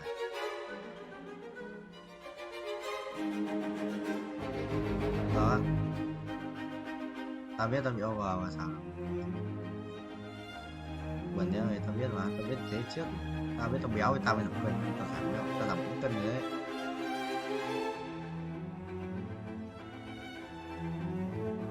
Nhầm không phải, nhầm phải bự.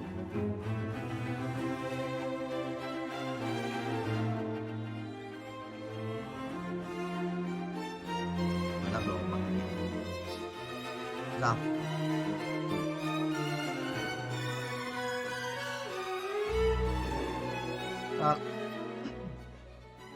Bị mất thì danh hiệu của cháu gì nhỉ? Danh hiệu đâu mày? Đấy, daily tôi có tời heo, mai sẽ được có OP tiếp à? Danh hiệu ở đâu? Sai sổ à? À đây đây. Vua S 252 block 9.000 block, coi 3 tỷ 2. Anh Quỷ Vương với lốc đi nè.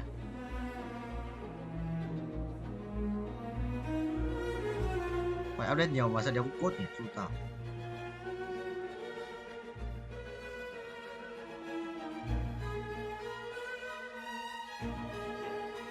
Cái gì? Đây xem mà. Đi qua mẹ mày. Đi qua mẹ.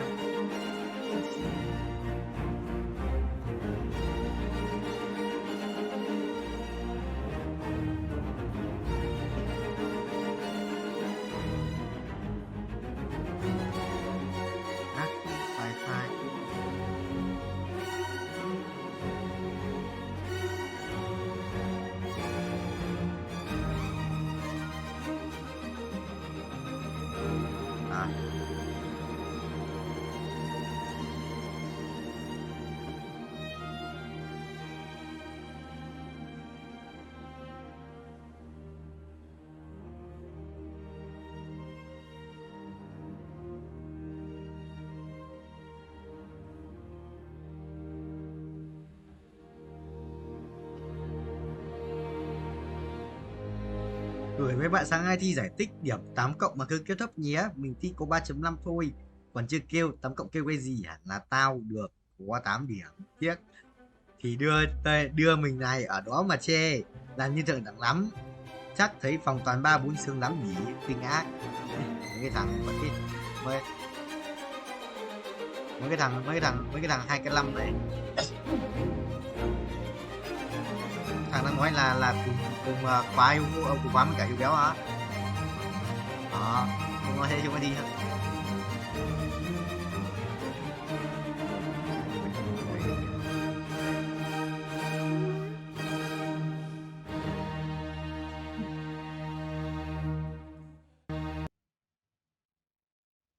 Sao Vũ thì anh nói bị dính nhà ám với Trình Nam?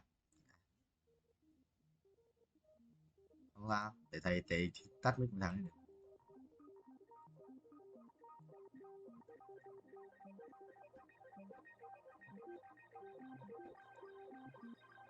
Em quan. Ui thầy khỏe đấy. Có được quan khỏe vậy anh broke lui. Thầy mà chưa khỏe như vậy, thầy khỏe hơn. Với sáng. Mày nhót. Mấy cái đéo bây giờ, đéo nhặt trên gì luôn. Ở trên ra còn muốn chơi là đánh con đấy. Yes sir, broke lui. Sống chết có số rồi. Dạ. Bảo Nam về quê phát gì Vũ xong rồi lên xem có sao. Well. Với cùng rồi. Hết rồi, cảm ơn mất đấy, đi mất rồi mà, đến móc quê phát đi mất được luôn. Không đi mất đấy chứ. Bị mất luôn.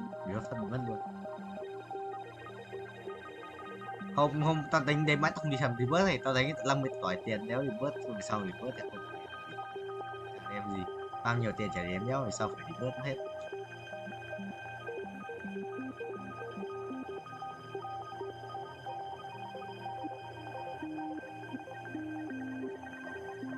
Mỹ thuật. Anh có minion à?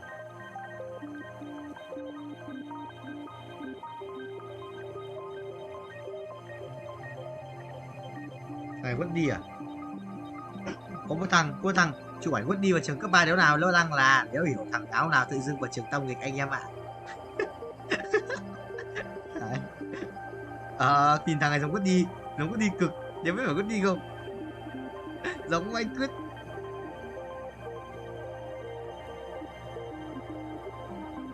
Thằng Woody thật thì sao ấy? Woody mà, nhưng mà nhìn nó béo hơn mọi lần ấy.